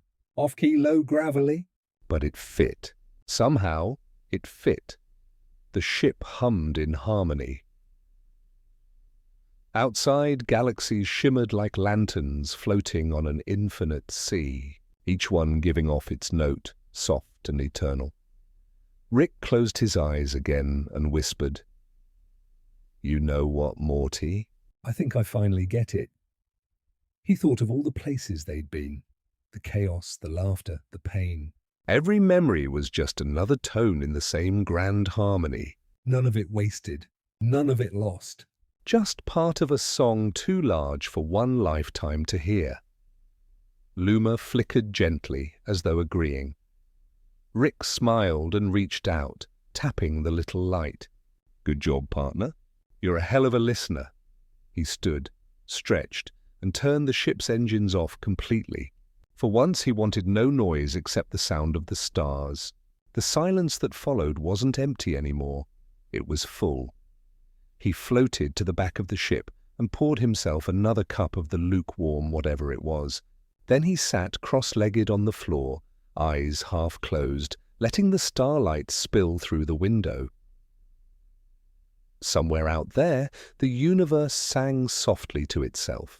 And Rick, for all his science, his arrogance, his broken heart, joined in the only way he knew how. Quietly. Hours passed like minutes. The hum softened. The ship drifted through space without direction or need. When Rick finally spoke again, his voice was barely a whisper. "You were right, kid." The universe isn't silent. It's just been waiting for someone to listen differently. He looked up at the stars one last time before drifting into sleep. Outside, the galaxies continued their endless song, weaving through light and distance and dream, and within it, faint but real, was the echo of laughter, the heartbeat of friendship, the rhythm of a universe finally at peace with itself. Rick's eyes closed, his breathing slowed. The ship rocked gently like a cradle in the dark. The stars sang on. When the music of the stars finally faded, what remained was a quiet, too honest to ignore. Not silence exactly, or more like the breath between thoughts, the hush after a song's last note lingers in the air. Rick sat there for a long time, watching the faint blue horizon of some nameless nebula drift by the window. He hadn't set a course in weeks. The ship moved on autopilot, following no destination but inertia. Even Luma had stopped pulsing so brightly. Its soft glow felt like the calm heartbeat of the ship itself. But one morning, or what passed for morning in deep space, Rick woke up with a single word in his mind. Home. He didn't know why. Maybe it was the dream he half remembered. Morty sitting at the kitchen table, pouring cereal, humming the same tune the stars had sung. Or maybe it was just time. Even geniuses can only orbit their ghosts for so long. So, without much ceremony, Rick set the coordinates for Earth. The engines stirred to life with a low sigh. The stars stretched into lines, then into nothing. And as they fell back into familiar space, Rick's old planet came into view. Small, pale, ringed with the quiet haze of clouds. He'd seen it 1,000 times before, but this time it looked gentler. Like a place forgiven.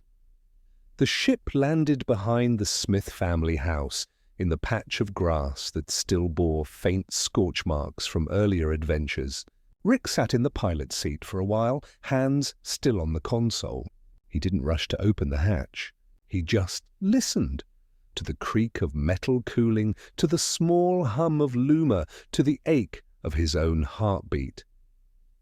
When he finally stepped outside, the air hit him like a memory.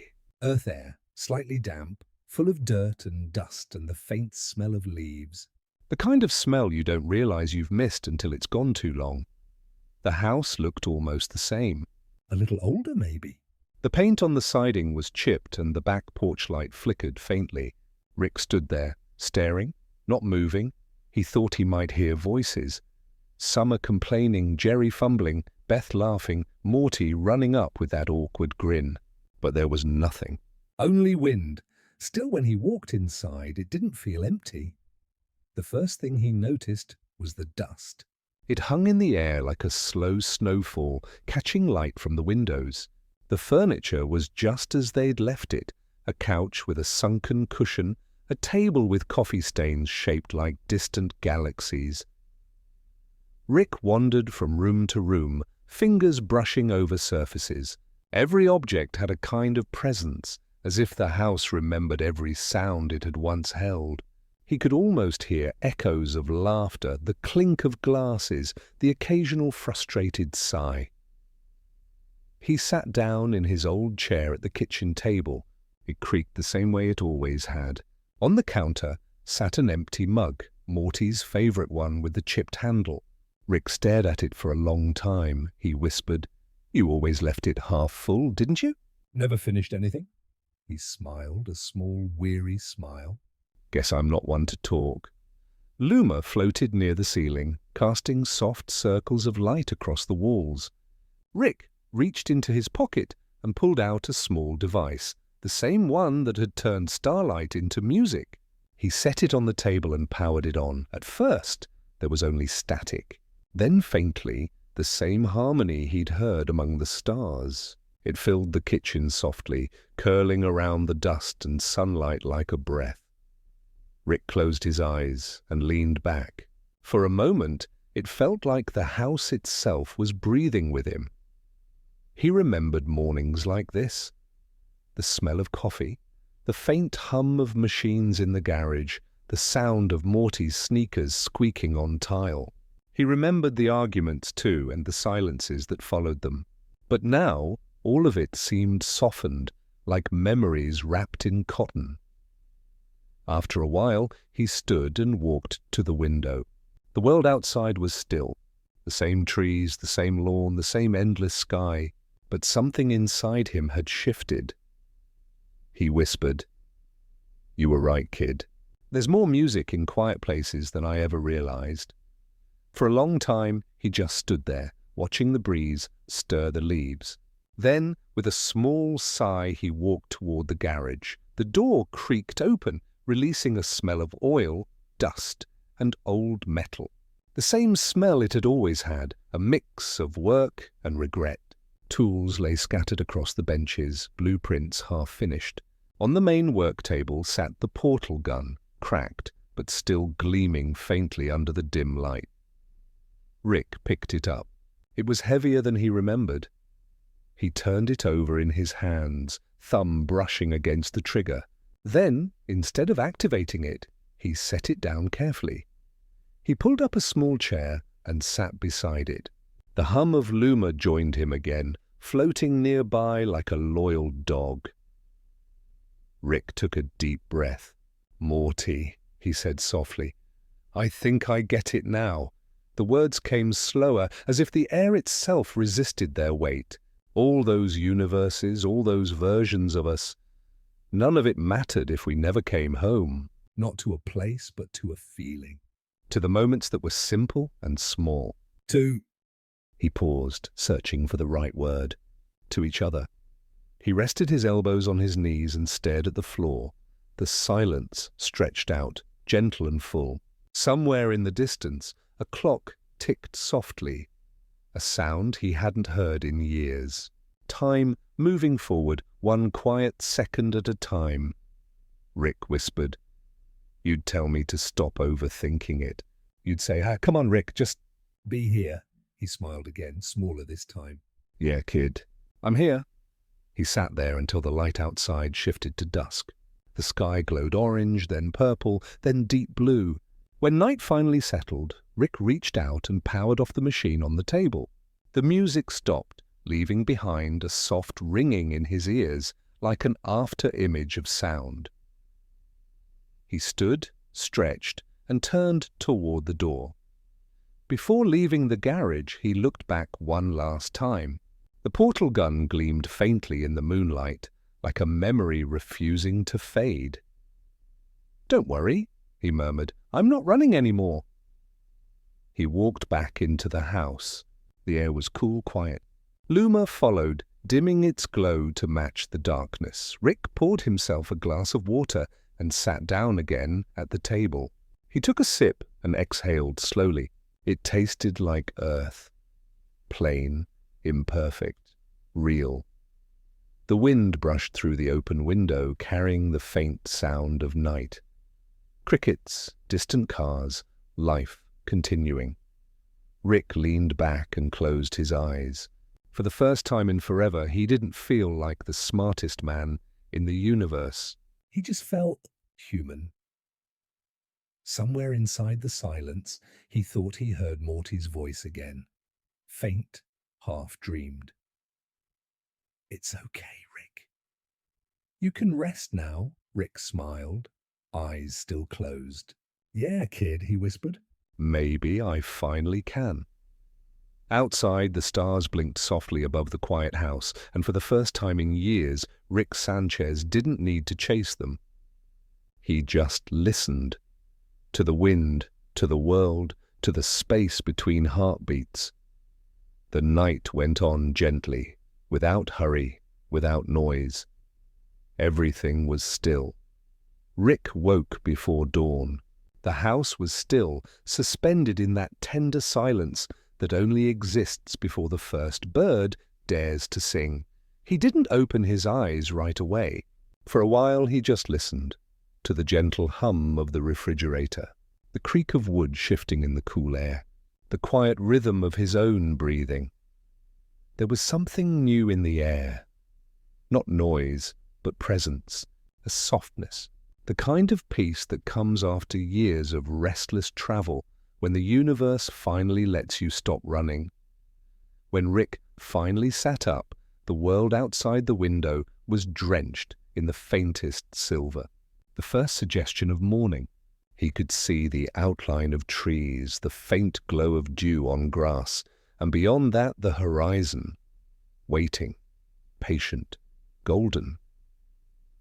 He stood slowly, stretching until his joints popped like small echoes.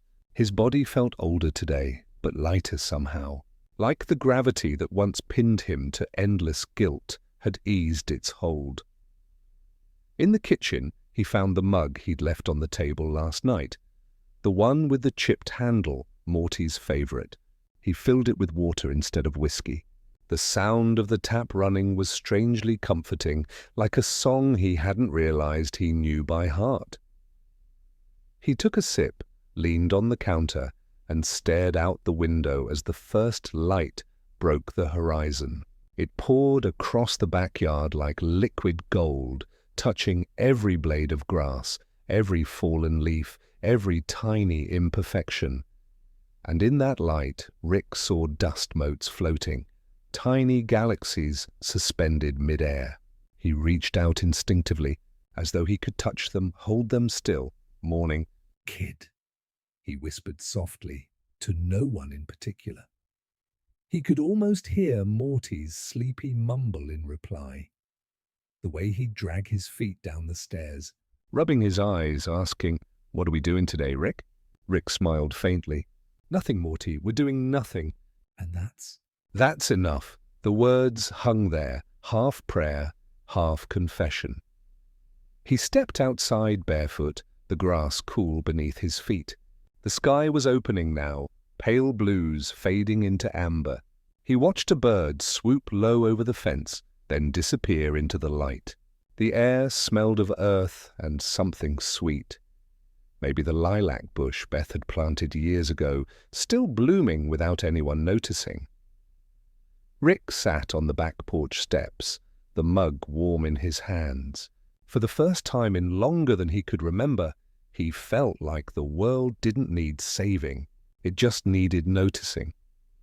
He took a slow breath, exhaled, and whispered, "Guess you don't have to travel the multiverse to find beauty, huh?" Luma floated beside him, its glow dimmer now, a companion learning the art of stillness. Rick glanced at it and chuckled softly. "You've been quiet lately." The orb shimmered faintly, its light pulsing like a heartbeat. "Yeah," Rick said. "Me too." They sat together for a long time, man and machine, watching the day unfold. The sun rose higher, spilling light over the neighborhood rooftops. Somewhere a car engine started. Somewhere else a door closed. The world was waking up, unaware, unhurried, and yet, in that quiet backyard, Rick felt like something cosmic was unfolding. Not outside him, but within. He remembered 1,000 mornings like this, all the ones he'd missed while chasing meaning in distant galaxies. He thought of Morty's face pressed to the window of the spaceship, eyes wide at every star they passed. He thought of Beth's quiet pride when he fixed something small, like a broken toaster. He thought of the laughter that used to fill these walls. It wasn't regret he felt. Not anymore. It was gratitude, tinged with the faint ache of realization that maybe the most extraordinary parts of life were the ones that never demanded attention. Rick stood and walked down the steps, feeling the damp grass brush against his legs. He crouched near the edge of the yard where wildflowers had started growing between cracks in the stone. Tiny, imperfect thing, lavender, white, yellow. He touched one gently, careful not to crush it. "You grew anyway," he murmured. "Didn't even need me." The sun climbed higher, warming his face. His shadow stretched long across the lawn. Tall, thin, softened by light. For the first time in his life, Rick didn't feel the need to invent something new. He didn't reach for his tools or for answers. He just stood there, being. After a while, he wandered back inside. The house greeted him like an old friend, familiar, flawed, but kind. He sat back at the table, opened one of his notebooks, and began to write. Not equations, not blueprints, but words. Sentences without purpose, just thoughts catching light as they passed. He wrote about sound and silence, about the way starlight bends like memory, about how even broken things can still reflect beauty. He wrote until the lines blurred into something that wasn't science or story, just feeling. When he stopped, Luma hovered over the page, its light tracing the ink. Rick smiled softly. "Don't worry, buddy. It's not a project. It's just..." Remembering, outside the neighborhood was awake now. Distant chatter, the rumble of morning traffic. But the house held its calm like a secret. Rick leaned back, closing his eyes again. The sunlight through the window painted faint golden lines across his face. He thought of all the versions of himself that still wandered other timelines. Angry, searching, lonely. He wished them peace. He whispered, "You'll find it someday too." The clock on the wall ticked softly. Each second sounded like a promise kept. He thought of Morty one last time, not as the scared kid who followed him across galaxies, but as the quiet presence that had shown him how to listen. "Thanks, Morty," Rick said aloud, "for teaching me how to stay." The words echoed gently, and he swore for a moment. The light flickered in response. The day continued, unhurried, full of small sounds, a bird tapping the window, Leaves brushing the siding, the hum of life continuing without permission. Rick let it all wash over him like a tide that no longer needed to be fought. By afternoon, he dozed off in the chair, notebook still open on the table. Luma dimmed its glow to match the shadows. Outside, the sun tilted westward, spilling warm light through the windows, a final kiss before evening. In his sleep, Rick dreamt of Morty again, standing in that endless field of stars, smiling softly. No words this time, just a look that said everything. And Rick, even in his dream, felt something inside him unclench. A peace that didn't depend on understanding. When he woke, the house was golden. The air shimmered gently, like the moment between sunset and memory. He whispered, half to himself, half to the light, "The universe doesn't wait for anyone." But this morning, it did. And outside the wind answered, soft and endless, carrying the scent of lilac through the open window. Rick smiled. He didn't need to chase meaning anymore. It had already found him. The daylight stayed a while longer, as if to make sure he knew. Everything, finally, was enough. The day had grown soft around the edges. Evening slipped in without a sound, the kind of twilight that felt like the world was taking a slow, tired breath.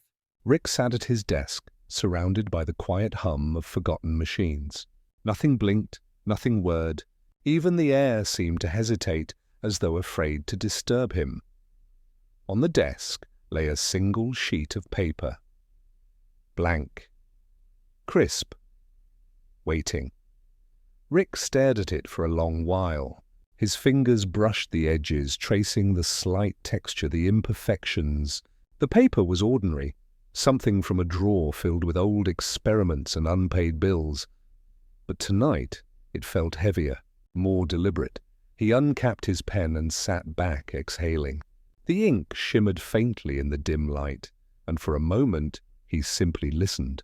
The sound of the pen's soft tap against the desk, the wind brushing the window pane, the low hum of the world continuing just outside. He thought of Morty.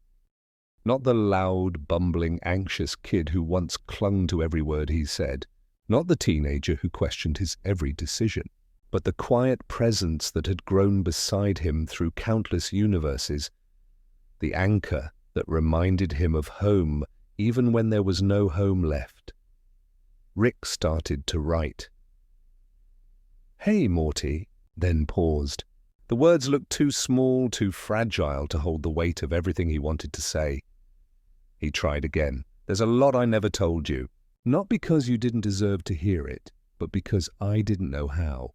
I thought being smart meant never needing to explain yourself. But maybe that's the dumbest thing I ever believed." The pen moved slowly, as if translating something deeper than language. Each word seemed to carve space into the silence. "You always listened, even when you didn't understand. You asked questions no scientist could answer because they weren't really about science. They were about me, about who I was when I wasn't inventing or escaping or pretending." "And I didn't see it then, Morty, but you were trying to save me." He stopped again, leaning back. His throat felt tight, and the sound of his own breathing filled the room. Luma hovered nearby, casting a soft, warm glow over the paper. Its light reflected in Rick's eyes, trembling slightly like candlelight on water. "I used to think love was weakness. That connection was just another equation waiting to collapse. But you prove me wrong every damn time. Every time you smiled after I messed up. Every time you forgave me without saying the word. You were the constant in a universe that never stopped changing. He hesitated. The next words felt harder. You once told me you were scared of being forgotten. But Morty, you're the reason I remember anything at all. Rick set the pen down. His hand shook slightly. Outside, a breeze whispered through the trees, brushing against the house like a sigh. He thought about sending the letter through a portal, or maybe a dimension where Morty might still be out there, waiting. But that wasn't the point, was it? The letter wasn't for Morty to read. It was for Rick to write. He stood, walked to the window and looked up. The night sky was open again, a wide, unending canvas of quiet stars. Each one pulsed faintly, like tiny hearts keeping time with something eternal. Rick whispered, "You'd probably tell me this is dumb, huh?" Writing to nobody. Luma pulsed softly beside him, as if disagreeing. "Yeah," he murmured. I guess you're right. He'd understand. He turned back to the desk, folded the paper once, then again, neatly. The movement felt ritualistic, reverent. When he finished, he slipped the letter inside the old portal gun, the one that had started everything. Its metal was cold, dulled by age, the edges worn smooth by years of running. "There," he said softly. "You'll stay here, where it all began." The portal gun's faint hum sounded almost like acknowledgement. Rick sat again, letting the silence settle. He felt lighter, not in body but in spirit, like he had finally put down something he'd been carrying far too long. He poured himself a glass of water, took a sip, and smiled faintly at his reflection in the dark window. He looked older, yes, but he also looked softer. The edges of his face had changed, not just from time, but from forgiveness. He thought back to the first time Morty had told him he was proud of him. It had been small, quiet, like a secret he wasn't supposed to hear. Rick hadn't known what to do then. He'd deflected with a joke, changed the subject, anything to avoid feeling it. Now, he let the memory in fully. It didn't hurt anymore. It warmed him gently from the inside. He took out another sheet of paper, wrote a single sentence, and left it beside the empty glass. Everything ends. But not love. It wasn't meant to be profound. It was just true. The night grew deeper, stars spilling across the sky like scattered thoughts. Rick leaned back in his chair, head tilted, eyes half closed. He imagined Morty out there somewhere. Older, maybe, but still curious, still kind. He imagined him laughing, building something small and bright just for the joy of it. Rick whispered, "You did good, kid." The words faded into the air. Soft as breath, he sat there until his eyes grew heavy. The pen rolled off the desk, landing soundlessly on the floor. Luma dimmed its glow to match the stillness of the room. Outside, the wind shifted. The trees swayed. The world kept breathing, and in the quiet of that moment, the letter hummed faintly inside the old portal gun. Not alive, not magic, but full of something human. Something that would never need to be read to be understood. Rick closed his eyes. The stars beyond the window shimmered like paper lanterns adrift on a black sea. He smiled, barely, and murmured, "Good night, Morty." The words lingered, not as sound, but as warmth, and when the wind passed through the open window, it carried the faint scent of lilac again, as if the universe itself had paused to listen. For the first time in forever, Rick slept without dreaming, and the night, patient, infinite, kept his letter safe. The collapse did not begin with noise. It began with stillness. For the first time in eternity, every star in every universe seemed to take the same breath. Then, without hurry, without panic, they began to fade. The skies dimmed in slow motion. galaxies folding inward like paper lanterns running out of light. Rick watched it from the hill behind the Smith house, hands in his pockets, Luma hovering faintly beside him like a memory that refused to leave. It wasn't destruction. It was release. He felt it more than he saw it, the subtle shift in the air, like the soft pressure before rain. Each universe, each timeline, every echo of every choice was quietly untangling itself. The chaos that once pulsed through the infinite web of dimensions now unraveled into one steady heartbeat. Rick took a deep breath. The air was still warm. The world didn't smell like endings. It smelled like soil after a storm, like the beginning of something old returning home. He sat down on the grass. His body felt heavier than usual, not from exhaustion, but from a kind of gravity that came from acceptance. Above him, streaks of faint light curved and folded as distant dimensions merged like rivers meeting in twilight. Luma glowed softly, casting a pale shimmer across the grass. "Guess this is it," Rick murmured. "The big reset. The infinite's bedtime." The orb pulsed gently, like it understood. Rick thought of Morty, of every Morty. The countless versions scattered across the multiverse, each one growing, hurting, forgiving, finding peace in their own ways. He could almost hear them now, echoes layered across eternity, all whispering the same word. Thanks. It sounded like the rustle of leaves. He lay back, staring up at the fading constellations.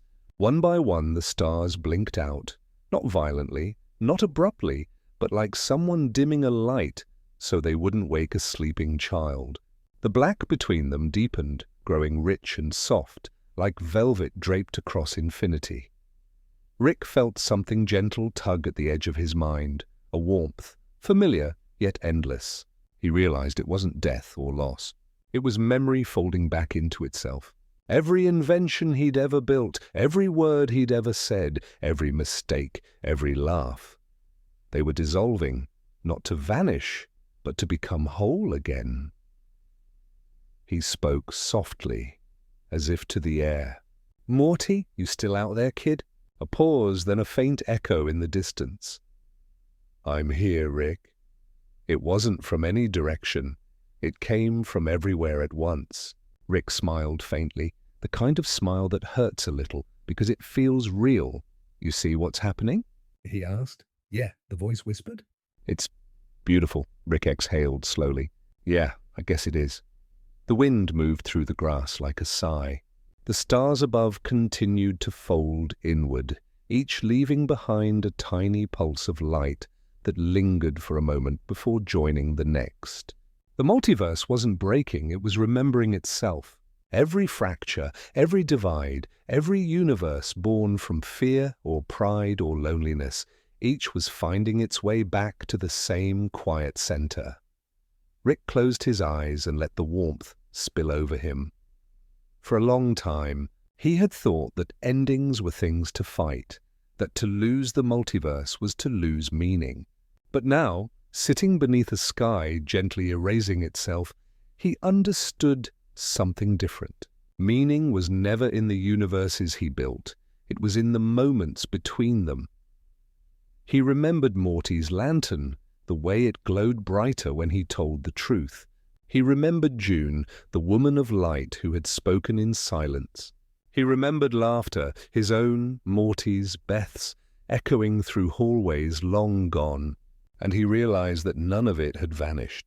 It was all here, woven into the hush that now filled the cosmos.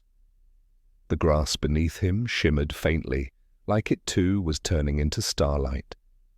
Rick whispered, "You know, Morty." "I used to think all this," he gestured faintly at the dissolving sky, "was the universe collapsing." "But maybe it's just..." Exhaling, Morty's voice was softer now, almost like a memory of sound. "You don't have to fix it, Rick. It's okay to rest." Rick laughed under his breath. "That's the first time anyone's ever told me that." "Yeah," Morty said. and Rick could almost see his shy grin somewhere beyond the horizon. Guess it's about time, huh? The stars pulsed once more, one final heartbeat across eternity, and then began to merge into a single band of soft light stretching across the sky. It wasn't bright. It didn't hurt to look at. It glowed like moonlight through curtains, steady and forgiving. Rick reached out a hand as if to touch it. The light didn't resist. It wrapped around him, gentle as a blanket. He felt every version of himself through it. Angry Ricks, lonely Ricks, hopeful Ricks, all of them releasing the same breath at once. For the first time, they were one. The portal gun beside him hummed faintly, responding to the cosmic lull. Inside it, the folded letter trembled, its ink glowing with faint, starlit energy. The words Rick had written, "Everything ends, but not love," seemed to lift from the paper, dissolving into the night like a final message carried on wind. The wind slowed. The grass fell still. Time itself seemed to pause. Rick opened his eyes. The sky above was almost entirely dark now, except for one last ripple of light, Morty's lantern, glowing softly at the edge of the horizon. "Go on," Morty's voice said. "You've done enough." Rick's lips curved into a quiet smile. "Yeah, kid, maybe I have." He watched the lantern drift upward, slow and steady, until it became indistinguishable from the stars. The air was still warm, though the light was fading. Rick lay back, his hands resting over his chest, eyes reflecting the last shimmer of creation. He didn't feel small or lost. He felt part of it all, the hum, the silence, the endless breath of something greater. The multiverse folded inward one final time, then pulsed gently, like the heart of a sleeping god. Rick whispered, "Good night." Everyone. The words were not swallowed by emptiness. They were absorbed, cherished, held. And when the last of the stars dimmed, there was no darkness, only rest. Everything was still. Everything was safe. Everything was home. There was no sound, no motion, only a rhythm, slow and steady, like the breath of something ancient that had finally fallen asleep. Rick floated in that stillness, though he could no longer tell if he was a body or a thought. The edges of his being had dissolved into the surrounding light, soft and formless, neither cold nor warm. It felt like existing and not existing at once, the pure equilibrium of everything finally remembering where it came from. He opened his eyes, though there was no need. The world around him was not made of sight. It was made of feeling. Quiet vibrations, gentle pulses that carried stories instead of images. Each thrum was a memory, each shimmer a voice. He could hear them all, every version of Morty, every laugh that echoed across timelines, every "I'm scared," and every "we'll figure it out," still vibrating faintly through the dissolving layers of reality. They weren't gone. They had simply melted into this luminous calm. Rick whispered into the glow, "So, this is what's left." The answer came not in words, but in resonance, a hum that rippled through him like a nod. He drifted for what might have been seconds or millennia. In this place, time didn't tick. It breathed. The concepts of before and after were meaningless. Everything happened at once, and yet nothing rushed. He began to remember things he hadn't thought of in ages. Not the grand discoveries or the inventions, but the smaller details. The smell of burnt toast in the Smith kitchen, Morty's awkward grin when he tried to sound smart, Summer's sarcastic laughter that always gave her away. He remembered the sound of Beth saying "Dad," sometimes sharp, sometimes soft, and the way that one word could still pierce through his armor. It was strange. Even here, with eternity folding around him, it was those fragile, human things that held the most weight. Luma floated beside him again. Or maybe she had always been there, just quieter now. The orb pulsed faintly, her light dimmer than before, but still steady. "You stayed," Rick said. Luma's glow shimmered like a whisper across water. "I don't think I ever left," she seemed to reply. I was the quiet you carried. "The one you kept ignoring." Rick gave a faint smirk. "Figures." Even my subconscious sounds like it's better than me. Luma pulsed once, faintly amused. No, just older. He let the silence stretch between them. Not uncomfortable, just vast. Is this it, then? Rick finally asked. "The end of everything?" No, said Luma. Not the end. The pause, Rick frowned. "Pause? Between what and what?" "Between breaths," Luma said. "Between dreams." Even the infinite must sleep sometimes. Her words sank into him like stones into water. He thought of how much he had fought to escape endings, to outrun decay, entropy, loss. Yet now the stillness didn't feel like defeat. It felt earned, like a reward that no one ever told him existed. He looked up, though there was no sky, only an endless, velvety dark, filled with faint ripples of light, like the afterglow of dying stars. Each flicker carried a story, a life, a universe, and in between them, the quiet between stars. That's where he was now.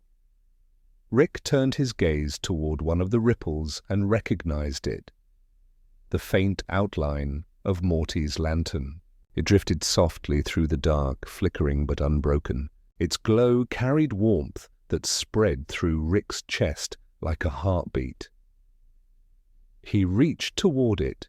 His fingers, or what remained of them, brushed the light. A cascade of memories flooded him. Every adventure, every argument, every ridiculous escape that ended in laughter and guilt. He saw them all at once, infinite Ricks and infinite Mortys. But this time, he didn't feel fragmented.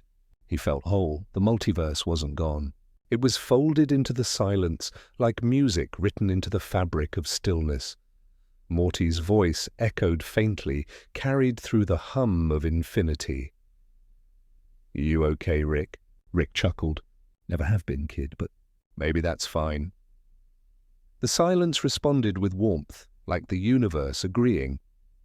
He closed his eyes again and allowed himself to drift. For the first time, he didn't fight it. He thought of the nights he'd stayed awake, building portals to nowhere, of how he had always been running from the quiet, afraid of what it might tell him if he stopped long enough to listen. And now hearing it, he realized it wasn't empty. It was full. Full of everything he'd ever loved, everything he'd ever broken, everything that had ever mattered.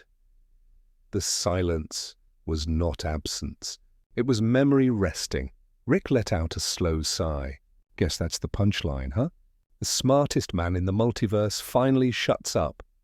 Luma's glow pulsed once more, fading gently with each word. Sometimes silence is the highest intelligence. Rick smiled faintly. "You sound like a fortune cookie. Maybe you wrote me that way." He laughed softly this time, a small, honest sound that lingered like an echo. Then he looked back toward the horizon, where the last shimmer of light began to gather, not expanding, not shrinking, just pulsing gently, like the heart of a universe dreaming of rebirth. Rick tilted his head. "So what happens now?" Luma was almost gone, her voice no more than a vibration in the stillness. "Now you rest. Until the next question is asked," Rick nodded. "Yeah, I can do that." He lay back, the unseen ground beneath him soft as memory. The silence wrapped around him like a blanket woven from light and nothingness.